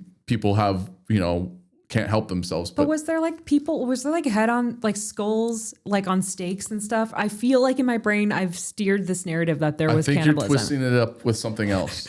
Because Lord of the Flies? No, there has to be some sort of imagery in that movie that made me believe for a moment there was cannibalism, and I'm like rewriting the story. I think you are rewriting the story because there is no cannibalism. Even what the problem is that like they're there, and there's like, say someone does get really badly hurt. There's nothing so someone gets badly hurt by a shark attack. And people like we don't want to have anything to do with him, and he's like screaming, crying, and like all that. So like they put him out in the forest so they don't have to hear it and deal with it, which is really cold. But like that's what you sign up for going to this little resort area. Yeah. Have you seen a lot of movies about cannibalism? Let me think. It's a weird question, right? Yeah, I know. Cannibalism. Yeah, it's not like. Have you ever seen the movie Alive? No. It's about that rugby team that their plane crashed in the Andes Mountains. I think I've heard of this. Okay, so it came out in the 90s. There was this one day where I was driving with my friend to and from Arizona, and we went on this tangent about cannibalism. And we were looking up all the historical occurrences of cannibalism. Yeah. And after that trip back from Arizona, we decided we're going to watch every movie that's adapting every cannibalism instance in history. Because like pretty much there's the Andes Mountains rugby team. There's Silence of the Lambs is the famous one. We didn't watch that, but because that's like fiction. There's like a lot of movie adaptation. So there was the USS Essex, which is sort of like loosely based on Moby Dick is loosely based on it. Yeah. I'm trying to think of what else Donner we watched. Party. Yeah, we were reading all about the Donner Party. I don't know if there's a movie about it. I don't think they've ever done a movie of it. But okay, so just going back to the movie Alive, it came out in the 90s. It's got like Ethan Hawke, a bunch of other just like dreamy dudes that were around in the 90s. And it's about like the experience of this true story or whatever. The spoiler alert, when they have to start eating people, the thing that's so hilarious in this movie is like the first thing you see, because they've got all the dead people like laid out outside of this plane, and they're like, okay, we have to start eating people. They go for the butt meat. They're literally like chipping off like with like ice butt meat. And I'm like, why did you make this part of the movie? Like you said, okay, all the fatty parts. Yeah, no, but that's like, I want to rewatch the movie because I'm like, why did you do this? Like, it's like dreamy Ethan Hawke's just eating butt meat. Like, it's such a weird movie, but I don't know. I guess it'd be like I feel like just to like play devil's advocate or whatever, or what meat would be best on the human to eat? I don't know. It's just like, Would but it you be think about maybe like your leg meat? okay, but like think about sweaty athletes on a plane all day traveling. Wouldn't you also be like concerned about the sanitation component in reality? Like, why would you go for like an area that is probably historically full of bacteria? Yeah, I don't know, especially in a like a movie adaptation. Why would the imagery be that? And I'm like, why did you do this in the movie? Like, go for the like love handle or like a thigh or something. The thigh I think would be one of the best parts of the human. But it's just like there's this like they're just like I'm like, why is this part of this movie? Yeah, watch it for the butt meat. You should watch this movie. They should call it butt meat.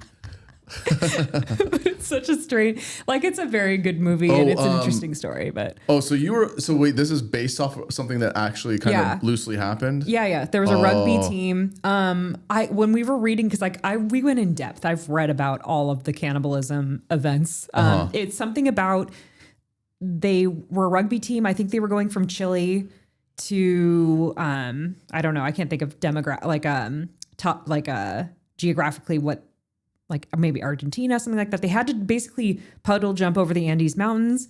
The guy who was flying the plane made a bad decision. He was a newer pilot and they just totally tanked. Like they went down and then they had to survive. But this is a real thing. And they actually, a lot of them made it out alive. Like they literally traversed the Andes Mountains and got rescued. Wow. But they had to eat people. A couple people that died were eaten. Yeah, so there was like obviously people who had injured, and those were they were mostly eating people who got injured and stuff. But like the USS Essex individuals is a worse story because basically this is I don't know what century this happens in, and there's a bad movie adaptation of this where like they split off into 3 parties and they all sort of take different trajectories of what happens to survive. Like one group of people are like on an island. I think they die.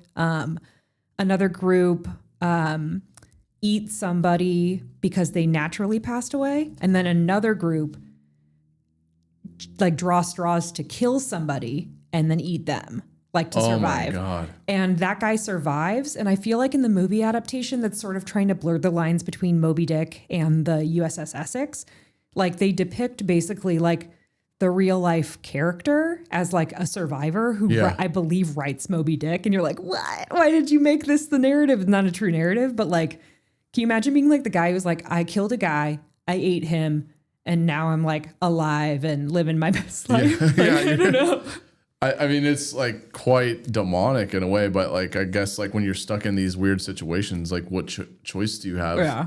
I mean, like the Donner Party definitely is like a famous one. Yeah. And it's kind of interesting how that movie and net has, maybe it's just the fact that it has like cannibalistic themes applied to it. I bet there's like a mini series or something about it, but I'm surprised there hasn't been, or like I could see it being a horror movie because it's like leaning into like sort of the Puritan aspect and like, I don't know, but maybe there is a movie, maybe it's in production now. I don't know, but there's a lot of movies that involve like cannibalism, like Book of Eli.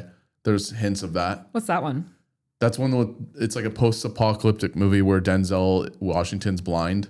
Oh, okay. And he like has the Bible, and then Gary Oldman's like the villain, and he wants to get that Bible. Yeah. I kind of know what you're talking about. I love that movie, but like there's like they run across like this old couple that has the house of their own, and he's noticed that they have shakes, and that means that they eat people.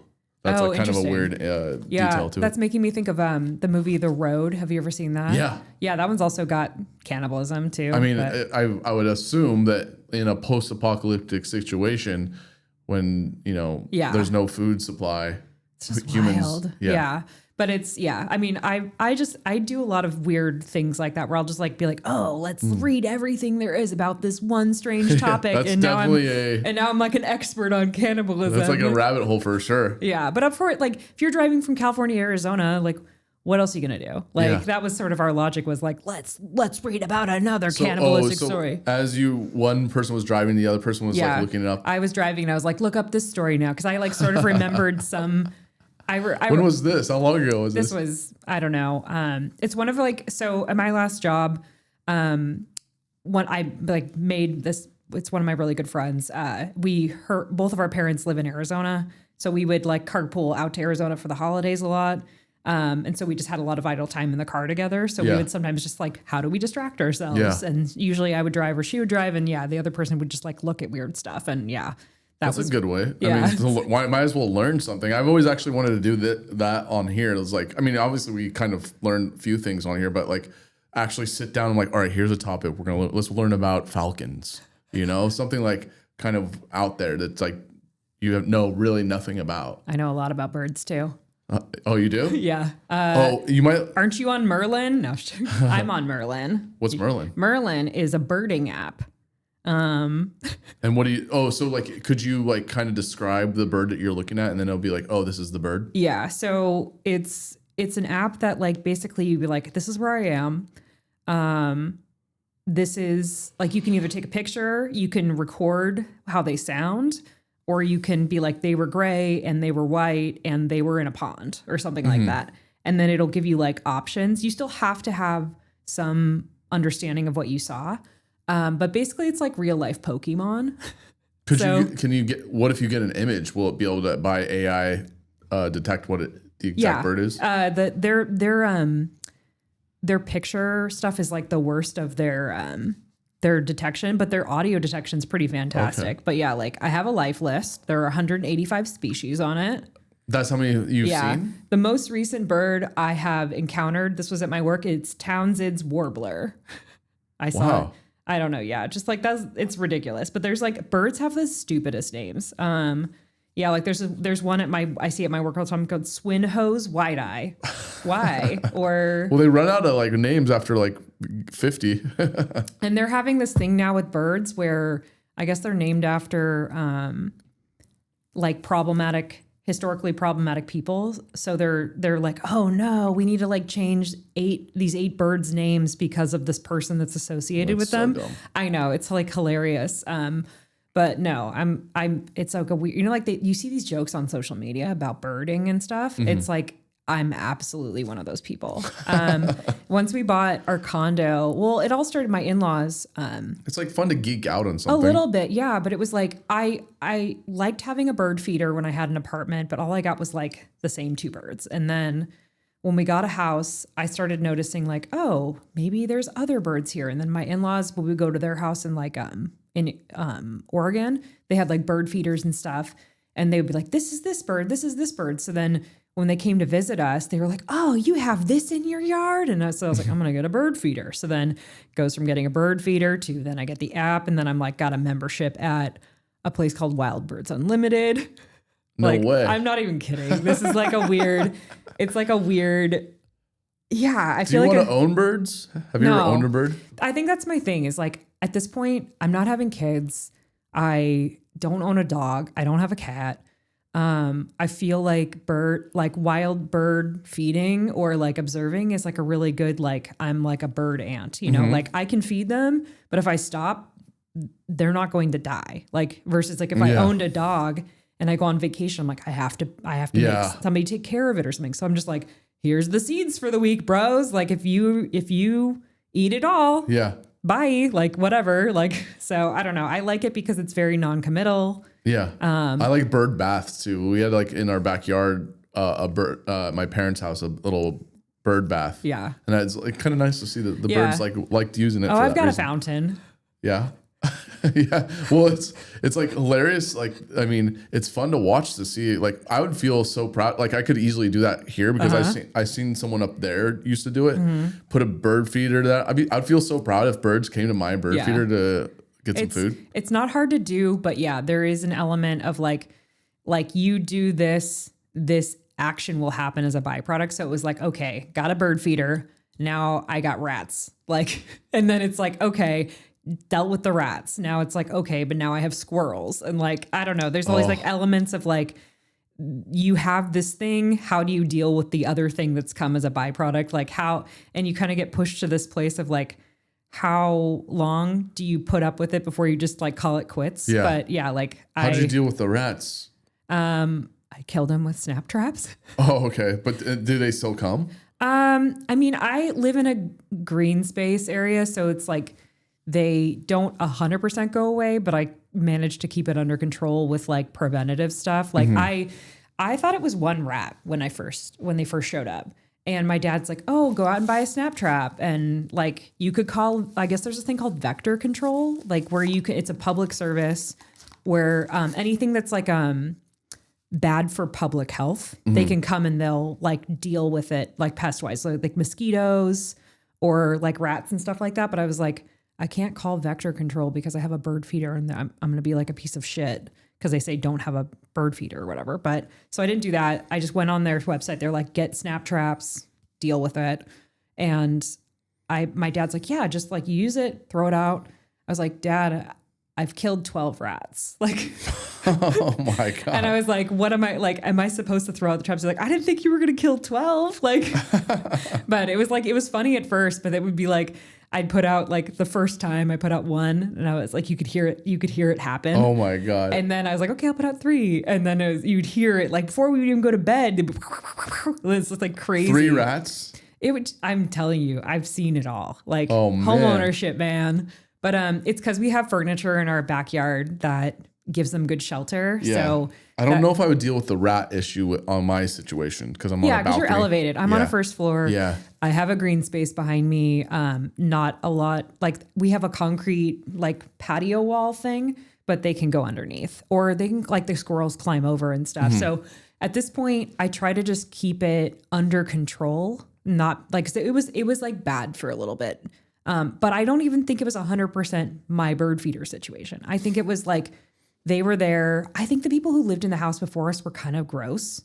Because even when we first moved in, there was like a couple cockroaches and stuff in like the first like 6 months, but like it's all gone now. You know, we've never had a rat or anything in our house. This is like, yeah. Because is the reason that do you just tend to keep a clean place or are you doing a lot of like preventative? No, I just keep a clean place. They had like the people who lived there before us that were like disgusting. Like I had to deep clean the house and there was like visibly disgusting, unkept things that I could see how it would bring in that kind of stuff. But it's like, if you just keep a clean space, like you're not going to have those problems. So yeah, we saw like, I don't know, a couple, but like literally only in the first couple months. And then you just handle it because like if you're not a dirty person, you're not going to attract cockroaches. So, but yeah, the rats, they kind of just, we coexist with them and we just figure it out. We have way less though, but yeah. And I think some of that's probably HOA problematic, like where they should be doing more, but I don't know. And my furniture is part of the problem too. Where they have like too much shelter. I have a food source. So I don't know. It is what it is. Squirrels are the ones that piss me off more. Like, why do squirrels piss you off they more? jump on the feeder. They're like pieces of shit, man. But don't they like spin? Absolutely. Like, so, like I've seen videos of that. Yeah. So, and another fun thing about birds is like, they can't detect capsaicin, which is like the heat component. So what From peppers? Yeah. So what you can do is you can on your birdseed, you can put, like hot, like they make like oil you can put on your birdseed and then the squirrels will go away. And that kind of works, but then they're still like, it's like watching an episode of Wipeout sometimes. They just try to jump and then they fall off. Around, yeah. We have like a camera in the back and sometimes it's just funny to watch them be like idiots trying to jump on the feeder. They figure it out, but they're more deterred from eating it because I've put like literally like habanero oil type stuff on there on the bird God. seed. But That's it's a like gnarly one too. But like, yeah, going back to the original point is it's like birding escalates. Like, I don't know how I became this person. I never thought, like, you see these jokes on social media. I am this person. Like, I go on vacation. I enjoy looking at new birds. I go for walks. I'm like, oh, I don't know what that is. I can detect birds by sounds, by looks. Like, I literally, somebody texted me. They're like, what's this bird? And I was like, oh yeah, that's a black phoebe. Like, I don't even have to look it up. Like, I just know. I don't know. It's like a weird skill On now. The Beast in Me, one of the characters is to like relax. She becomes a birder, or is that what you call it? A bird? I guess so. I don't know. Like she gets into birds and she'll draw, Yeah. and then like write a little passage below. Yeah, but it helps me like exercise and stuff too because I live. Gets you outside. Yeah, I live by a canyon, so I'm like, oh, this is happening in, seasonally right now. I'm going to go outside and check out those hawks that are nesting in my canyon. Like it gets me out of my house. Oh, it's so cool to see when you see a hawk and you're like, what are you looking for? And you're you're like, I wonder if the hawk is even looking at you. It's like, can I eat you? You're too big. They do. They eat birds in my yard. I will like, they sometimes will go after the birds in my yard. And I'll go out back and I'll like try to intimidate them so they go away. Like it's a whole thing. Yeah, hawks are awesome. Like when I see one, like I'm running below it, I'm like, don't attack me, because I still feel like it might be like considering it. Yeah, I mean they're pretty tiny, but I'm sure there's like a big enough type bird that would like, you'd be threatened by. I might have some hubris going on. Yeah, I could see that. But like what we get around here, it's like they're like Cooper's hawks and stuff. They're like this big. I'm not. Yeah, they're not that big. But yeah, like vultures and stuff, they get pretty massive. Like they're, I don't know, a little terrifying. But one time I was running and I saw it was so funny. It was like straight out of Looney Tunes. I saw a roadrunner and then I later saw a coyote like down the same path. That's so fantastic. They're like definitely playing out the cartoon. That's in real crazy. life. Yeah. You saw Roadrunner around here? Yeah. Wow, that's crazy. Yeah, I've never seen one. Like where the little bridge is on Del Avion, going towards. Okay, well, there's like a little running path along in the little canyon, and just down in that canyon, it was probably like 8 a.m. So those animals will be out at that time. Nice. That's like the latest they'll be out. But like I've seen a roadrunner before. That's cool. Yeah, no, I didn't know they were around here, but yeah, we used to see deer more. Yeah. Don't see those anymore. I remember seeing deer down the street, like literally down the street on Crown Valley on the side of the embankment. But we don't see those anymore around here. I've seen, I mean, I haven't seen one recently, but I mean, they're around. I feel like I see coyotes a lot more. But, Coyotes for sure. But yeah, deers you just have to be looking for them. Or raccoons all the time, possums, like see all that crap. Yeah, coyotes caught something, like must have caught a cat, geez. like right around here. Somebody's pet. They're probably like, so they've got they were going ape shit. Like they were like multiple coyotes going crazy for one cat. Something, I don't know. Well, they were just like right around here because it was like 3 a.m. and they woke me up and they were going nuts. Like they were going nuts on something. And, that's funny. I mean, I've heard that like, so I read this book, Coyote America, and what coyotes do is, the book kind of illustrates the reason why coyotes are impossible to get rid of. What happens is the coyote pack, when they notice that they're missing members of their tribe or their little pack, the coyotes start making these the female coyotes, from what I remember, they make a sound of like, they're trying to like get everyone gathered, and if they do notice, they're naturally like in their whatever their system is, make more babies. Oh, they have bigger like litters. pheromones or something. Yeah, something happens. I'm not Weird. Describing it that accurately, but no, but I get what you're saying. Just like a weird pack mentality of some kind that gets their mojo going. Yeah. Weird. I mean, I guess that could be for a lot of animals. I guess that's true. Yeah, like the distance makes the heart grow fonder. Yeah. That's so weird though. But yeah, that's interesting. Now I feel like every time I think about a coyote, if they're making noise, I'm gonna be like, oh, they're doing roll call. Yeah, and they're if getting ready to go. Yeah, they need more babies. Jeez. Yeah, it's probably an instinctive thing. They're like, oh no, we got to make sure that the pack's big enough so that we don't die off, or some instinctive thing like that. They can't. They're literally impossible to get rid of. They tried, and then they end up like killing wolves at a certain point and other animals, and it didn't work out.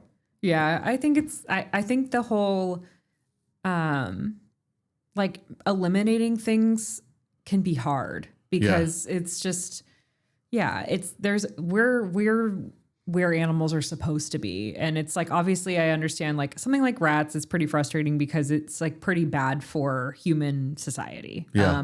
But like beyond that, I just try to coexist. Like, you know, it's like, I don't try to kill squirrels. Yeah. But I don't want them, you know, ruining. Eating your bird feeder. Yeah. It's like, it's expensive, but also it's just like, it's ruining the enjoyment for the intention for like the birds, you know, like eat the stuff on the ground. You don't have to jump on the feeder and like ruin the place that's safe for them to eat, you know? Yeah. So, but I don't know. Rabbits too is like when I first moved here as a kid, I was like, oh my God, rabbits. They're so crazy. Cute. They're everywhere. But they're everywhere. Yeah. When I used to live out in like Tribuco Canyon and stuff, it would be hard to drive home like late at night and not like run over one. Oh my there God. would be so many. I feel so bad like running over, even though they're so stupid, they like decide to run across the street at the very last moment. But I would just feel so bad killing a little animal. Yeah, the hilarious one I have is like snails. I feel so bad. Like when I don't like walking on sidewalks in the rain. I do, but like I've done it a couple times. I always feel terrified walking on sidewalks in the rain because I feel like they all come out. Yeah. And I'm like, there was this one time when I lived in Anaheim where there was babies walking across the street, and I remember walking outside and I like stepped on like I was like so sad. I'm like, why am I so sad about killing snakes? Well, it wasn't like barefoot or something, but it was just like, still like I was like, oh, I killed so many. But the worst part is you're not going to clean it up, so you're going to see those guts there. Yeah, it's just like sad because you're like, you were trying. It's like, is there any animals though you wouldn't feel guilty? Like, for example, I can't stand pigeons. Oh, yeah. Like in the bird world, I really hate like pigeons, mourning doves. Mourning doves are basically like glorified pigeons. And they just like, they make a lot of noise. Like they're everywhere, but they like when they fly, their wings are like you hear them and they make that cute little sound, but like they're just, I kind of think they're like bullies. Like I don't like them. But I don't. They would fly like right on the roof right here. Yeah. And what I'll do. And they probably wake you up. I have like the squirt gun, and I don't blame you. And squirt them and they run away.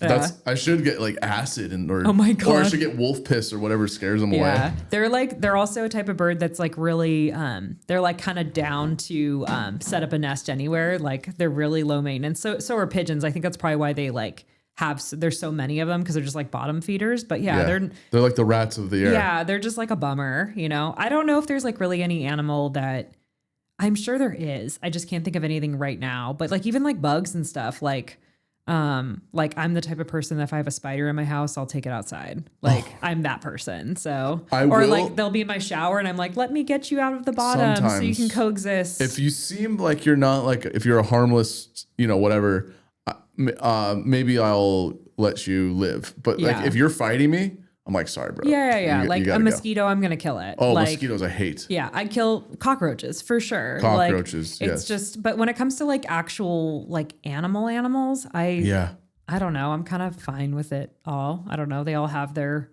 place in society, I guess. If someone ever offered you to, do you eat meat? Yeah. So do you feel like you could ever go hunting?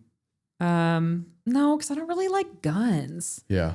Like when I think about like my life, I'm like, I'd be happy never holding like a handgun. Have you ever shot a gun before? No, but like when I think about the prospect of utilizing a gun, I think the only circumstance would be like some sort of old timey gun. Like give me like a musket or like a skeet shooting situation. Or like a revolver. Like, no, I don't want any handgun. Yeah. That revolver's like a handgun, right? Yeah. Yeah. I don't want to, but I want, if somebody like was like do a reenactment and shoot like a musket, I'd be like, okay, but I don't know. It would have to be something weird, but like anything that feels like it's like actually meant to murder somebody in contemporary times, I'm just like, feel, it feels like dirty. Like if somebody asked me to go to a shooting range, I'd be like, no, I'm not going to do that. Like, especially handguns. I'm just like, ugh.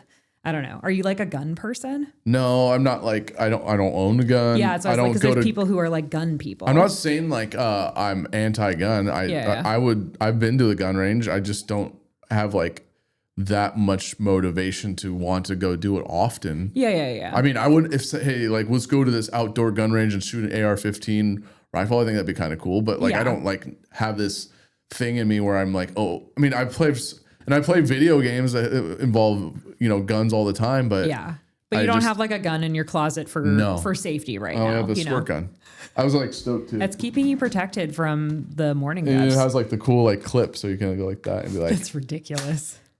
Kind of cool. Did you initially buy that for this purpose, or was that like a Halloween costume? It was like I had a couple drinks in me purchased, and I saw it on my Instagram feed, and I'm like, oh, that's sick. And then I bought it, and I'm like, oh. But then it became the use of me squirting away you never know pigeons. when a water gun comes into play. But but that's ridiculous that it has like. Well, I guess it makes sense from a utility standpoint that like, oh, you remove a cartridge, fill up the cartridge versus like the classic squirt gun is you like turn it over and it has the little plug where you like put it under the sink. So it's kind of practical. Yeah, the water is in here. Yeah. It's in this little clip. Then there's like a bigger one that's like a drum style. But that's funny. Like, why were you out in public looking at Instagram like marketplace? No, I wasn't out in public. I was just at home. And I had okay. I guess in my mind, I assumed you were like out at a bar and you're like, oh yeah, I gotta buy this water gun. No, I was here comfortably, not being judged by anybody by my drinking and my random purchases online. Yeah, fair. Everyone's does that. We're about 2 hours. What do you think? Yeah. I don't know. We could do whatever. Is it really 2 hours? Wow. Yeah. It goes by pretty quick, doesn't it? Yeah, it does. I've been doing dry January and going to bed like around like 8:30, 9, and it's been pretty nice. Yeah, I mean, I was with a 3-year-old for like 4.5 days. So it's like overall I'm just trying to like get through to the weekend kind of situation. Tomorrow's the weekend. Oh my God, I'm so ready for it. And how's the trivia going?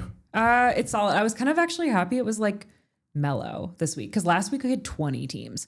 And then this week, way. Yeah. There was like a group of individuals who were there that like was like 5 extra teams. But the thing that's going on with trivia right now, because most of the venues are slower, the trivia is a little bit more complex at points. So like usually there's like a more complicated grading element. So it's like not conducive. Like if I have 20 teams it just takes longer. So like it took a while last week. And I was happy when I was like, oh, there's like 11 teams this week. So it's just like, that's good though. That like, it's kind of like a good problem to have when you have that many. Yeah. I was walking by Hennessy's once. Like I was at a run club and I went to, what do you call it? Crafters something. What is it called? Anyways, I was at a brewery and the brewery's nearby Hennessy's, and I saw 2 people walking up to the bar. They heard this guy talking loud, doing a trivia. I didn't realize what he was doing, and I kind of peeked in. I'm like, oh, he's doing trivia. There's like 2 people doing it, and that is the saddest thing ever to see. I've been there 100%. Like OC Local, I am incredibly happy with like how, I mean, that's part me, but I think it has to do with like Troy and Pat as the owners and like the people they bring in. And then I just stick the landing kind of aspect. But sometimes it's like the vibe's wrong at the venue, and the vibe at the venues want to bring in the people on slow nights, and they magically just are like, it's supposed to happen because you're here. And it's like, no, you have to promote, you have to gain traction, and then people find the place, and you have to hope you don't have competition. But I've been to a lot of venues. I've hosted for 1 person before. I've never had 0 people, because like if that happens, you stick around for a little bit and you peace out. I've never had that happen to me in like I don't know how many years I've been doing trivia, since like 2018 or something. I've always hosted to 1 or more people, but yes, I had like 1 or 2 weeks at one particular venue. I'll tell you later what venue was, but yeah, it was just miserable. It was just like an alcoholic guy who was like, he figured out he could like win prizes. And I was like, oh my God, put me out of my misery, to the point where I was like hand reading him the questions and like giving, like, oh yeah, that's right answer. Cause you still have to like sort of put on a show and hope that more people will show up. Yeah. But sometimes the venues are just like, cut the cord, So I'm surprised that you would even stick around for 1 person. It's just like you're getting paid to do it. So if people want to play, you hope that more people will start. Yeah, like word of mouth. Yeah. Or even just like if first round there's only one person, you hope maybe like somebody else who's physically there will be like, well, we're doing nothing else. And they start playing in the second round. So it's pretty agonizing because then it doesn't work well for the situation. Like people, if they don't see other people playing, other people don't want to participate. And it's just like, it's a whole, you have to have the right elements in place. And like OC Local has the right elements in place. Perfect. So yeah, and I'm very grateful that that's just like a mainstay thing, and I have so many good regulars and stuff. So, but yeah, I don't know. Who's the team that always wins? There's a couple right now. It's always like kind of a rotating thing. I mean, there's other random people that like last night we had like a team I've never seen, not seen like totally before, but there's like there's Team Bigfoot. They win a lot. Yeah. There's Are they older people? it's a mix. It's like it's a family of like, it's just multi-generational people, kind of like family, boyfriend, like kids. Yeah, like, so they have every facet of like knowledge. yeah. And then there's like, all walks of life. there's the shy little French girls. They're again, like, you know, Yeah, I hear their name. yeah. And they're just regulars at that bar. And then Prestige Worldwide. My first air horn for the night. I know you guys almost won that other time. Well, you did win the one We did time. win, or we tied, but then we had to have a showdown. I still I have know. that card. Still haven't used it yet. Really? Yeah. Well, and usually when you show up with Drew too, it's like a good combo. I feel like you guys have the right knowledge too. Well, Drew is way better than anybody, I think. Yeah. He would like your do other friend's well in Jeopardy. Brian, right? Brian? Brian, yeah. Yeah, I feel like you guys are a good combo. Yeah, too, we were for trivia. we were figuring it Yeah. out. Yeah, that's I mean, yeah, I definitely love that. Like, I think the fact is you've established it's consistency with people is, oh, I know that on Tuesday at OC Local there will be trivia unless there's some like big sporting event or a holiday. Other than that, there's always going to be trivia there. That's like kind of like what you have to do with these other venues is like you have to establish that you're always going to be there on that day at that time. That's why I feel bad if like I go on vacations or especially if I call out sick at the last minute. Like there was a couple circumstances last year where I was just dealing with some like health thing and I had to call off like the day of, and I feel bad because I'm like, ooh, they might not have somebody to cover me. And I feel truly bad when they just have to cancel the venue for the night because I like had some, and they show up literally just for that. I know. Yeah. And I feel like the outreach, like people just don't always look at the social media and then they show up and I'm like, oh, I feel like upset. Because then I know like it helps OC Local gain business, you know? Of course. And so I feel like I'm like letting everyone down, but at the end of the day, like if I'm sick, I'm sick. Like Yeah, I'm not going to go, but you there's know, no I feel backup. bad when there's a backup, but I also feel even worse if it's just straight up canceled, but it is what it is. So it's just a weekly thing. It's great. Yeah. I mean, keep doing it as long as you can or as long as you want to, right? Yeah. You got a host. I don't know if they need hosts right now, but yeah. I don't know if I would ever. I mean, I was thinking about doing it. I mean, I guess I could still try doing it, but I don't know if I want to go to like a venue that, like, I would want to do it at OC Local, but I don't want to do it at somewhere. Maybe if where I it's ever like retire, you can just take over. take it over. Yeah, move away. I know it's hard to it's hard. The unknown element can be really frustrating. Of like new venue, who's gonna play, who do I have to convince to play, and that's totally part of it. I guess if you're getting paid to do it, then what difference does it really make?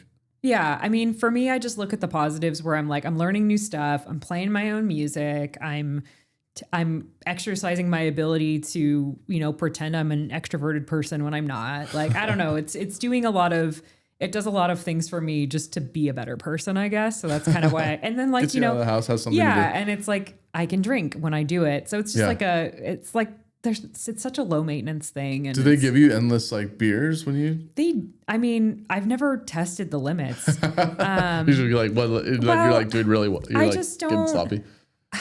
I don't know what it would be like. Like, what if I would imagine if I ever had too much, I would grade slower and I Especially if would there's be 20 sloppy teams. hosting and stuff. So I just don't.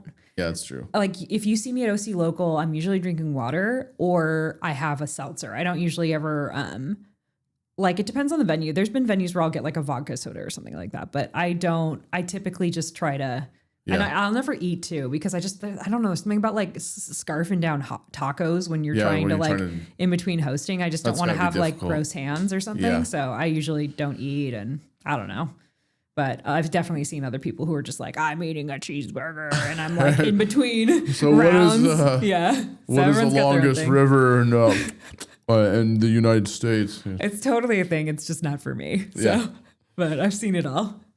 Well, let's call it. Yeah. I gotta, You gotta go to bed. I gotta go to bed. I'm a Honestly, child. I'm totally down. My husband's sick right now, so What's he down with?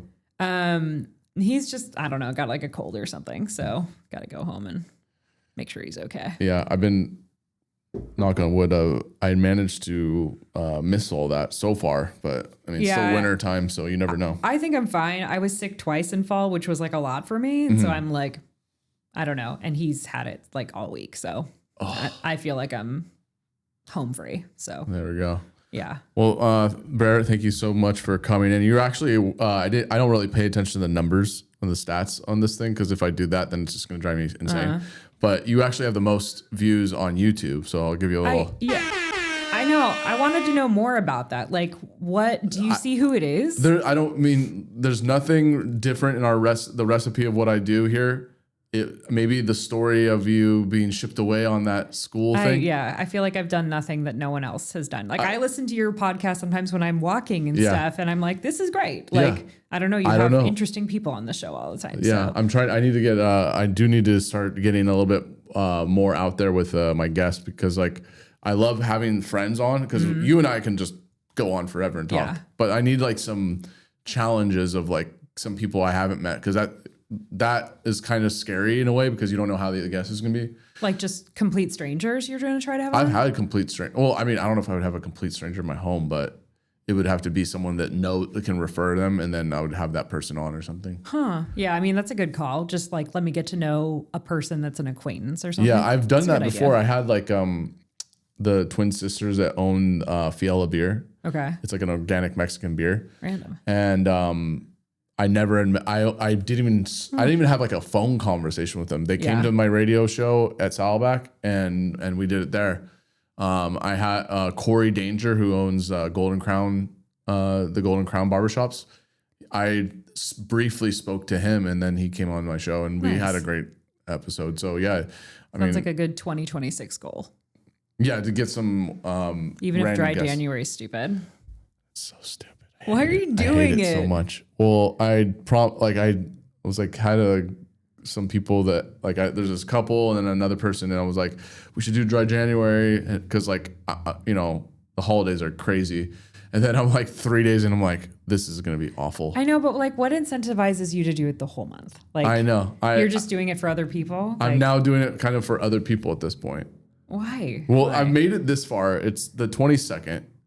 And I mean, yeah, now at this point it's a goal, but like the idea of initiating it in the because first like if place, you're gonna drink just again, like like just don't drink when you don't want to drink, and then drink when you do want to. Well, that's kind of like me. The goal is to like kind of separate myself from it. So when I can like easily switch it on and off. The holidays is like almost every day. There's at least like I was having like drink or two, like not like getting wasted every night, but like having a couple beers each night adds up. And I just kind of need to separate myself a little bit so we're like I can be comfortable on just a weeknight not having anything. Oh, so you're actually doing it for some sort of like objective from a like, can I be a social person without it? I mean, yeah, I guess the social part too. I mean, that's a good test. There's the art crawl that's coming up. It. The art crawl that's coming up next Thursday. I'm gonna go. Like usually we jam drinks there, but this time I think I'm gonna just do it sober because I want to bring my camera. I have a nice lens that I want to try out for low. It has a wider aperture. That's good for low lighting. I don't want to try it for that. So there's reasons, and it's like I guess like a challenge to see if you can do it. Yeah, I mean, at least you have a motivation behind it versus like my friends are doing it, so I'm doing it. At least you're like if I do dry January, I will get this benefit. Yeah, like you're pushing yourself in an uncomfortable way to do a thing. The sleep is a little bit. I mean, I don't find that my energy levels are up from it, but the sleep I do find it is a little bit better. Fair. I mean, but you drink a decent amount, right? Yeah. I am an alcoholic. No, it's just like I know that if I like casually drank something on like a Thursday night, I'd be like, now I feel gassed out at work on Friday or something. Yeah, so yeah. I don't know. There's merit in it sometimes, but I don't know. Yeah, I gotta have certain rules, like no more Sundays unless it's like football is Yeah. like only the reason, like if you're gonna do this like a brunch thing. But I have to like limit it to like a couple days a week rather than like spreading out through the week. Yeah. And also the bank account Yeah. is not getting well, you're so much out damage. drinking. Yeah. And then the Ubers, it costs a lot. Fair. The Responsible. Yeah, the Ubers, like, because I go down to San Clemente a lot. Yeah. And now it's gotten up to like $35 each way. So I'm spending $70 a round trip. Yeah, but 70, $80. But it's like you're single too, so there's a greater incentive to like go out more frequently to get more opportunities and stuff. So I get it. And the dating apps, like I get matches, but most of them are not like really motivated. Yeah, that's fair. So also probably not in January. Everyone's like, I need to lose weight. Yeah, I know. And then I got to think about like, I just got my homeowner's insurance doubled from what I was paying. I know, mine went up too. Our HOA went up like $400. I'm like, what the fuck are you doing? Yeah, our homeowner's insurance only went up like about $300. So I was like, thank God. But I don't. Our HOA is like $800. And I'm like, for what? Oh, mine's $657 plus $200. Yeah, Two HOAs. When we moved in 2022, it was in the 400s. Yeah, So it is doubled. And I'm like, I understand fire insurance and stuff like that. But when they're putting like the reasons that it's going up, they're like landscaping. And I'm like, bullshit. Paint my goddamn house. There is chipped paint on it. Like, stop fucking trimming the trees. Like, I don't know. I should be getting like, there should be like a buffet up at the clubhouse for how much we're paying. It's stupid. Yeah, it's like the one thing that makes me not want to be a homeowner is HOA. Oh my God, it's terrible. Yeah. So I get it. Makes me want to move out of the state. I would live like a king anywhere else. I keep telling my husband, I was like, let's move to Florida. He's like, I won't do it. And I'm like, we'll live in a mansion. I was like, a mansion with a dock. I could have money left. Yeah. I could go to Disney World every day. I could kayak with manatees. Yeah. Listen to Jimmy Buffett all day. I mean, there's going to be a certain point where I've thought about it. I mean, there's going to be a certain point where I might like actually consider moving to somewhere where at least I can like live. Like I saw a cool house in Riverside and it was like, it had a full backyard. It had a pool. It was like nicely done. I'd leave the state before I think I'd move to Riverside. Yeah, like I know, if I'm gonna leave Orange County, I just leave the state. I would leave the state too. I would maybe move like I further lived in like Northern California or something, but like specifically like Southern California, I don't give a shit. Like that's where you don't want to move further in from Southern California. It's okay. like, Let's call it because I feel like I'm going to keep re-upping. I know. Well, we could keep going. Thanks again, Barrett, for coming on. It's always a treat to have you. And I look forward to seeing you at the trivias as you always are there. And everyone have a lovely evening. Of course, go Jeff yourselves.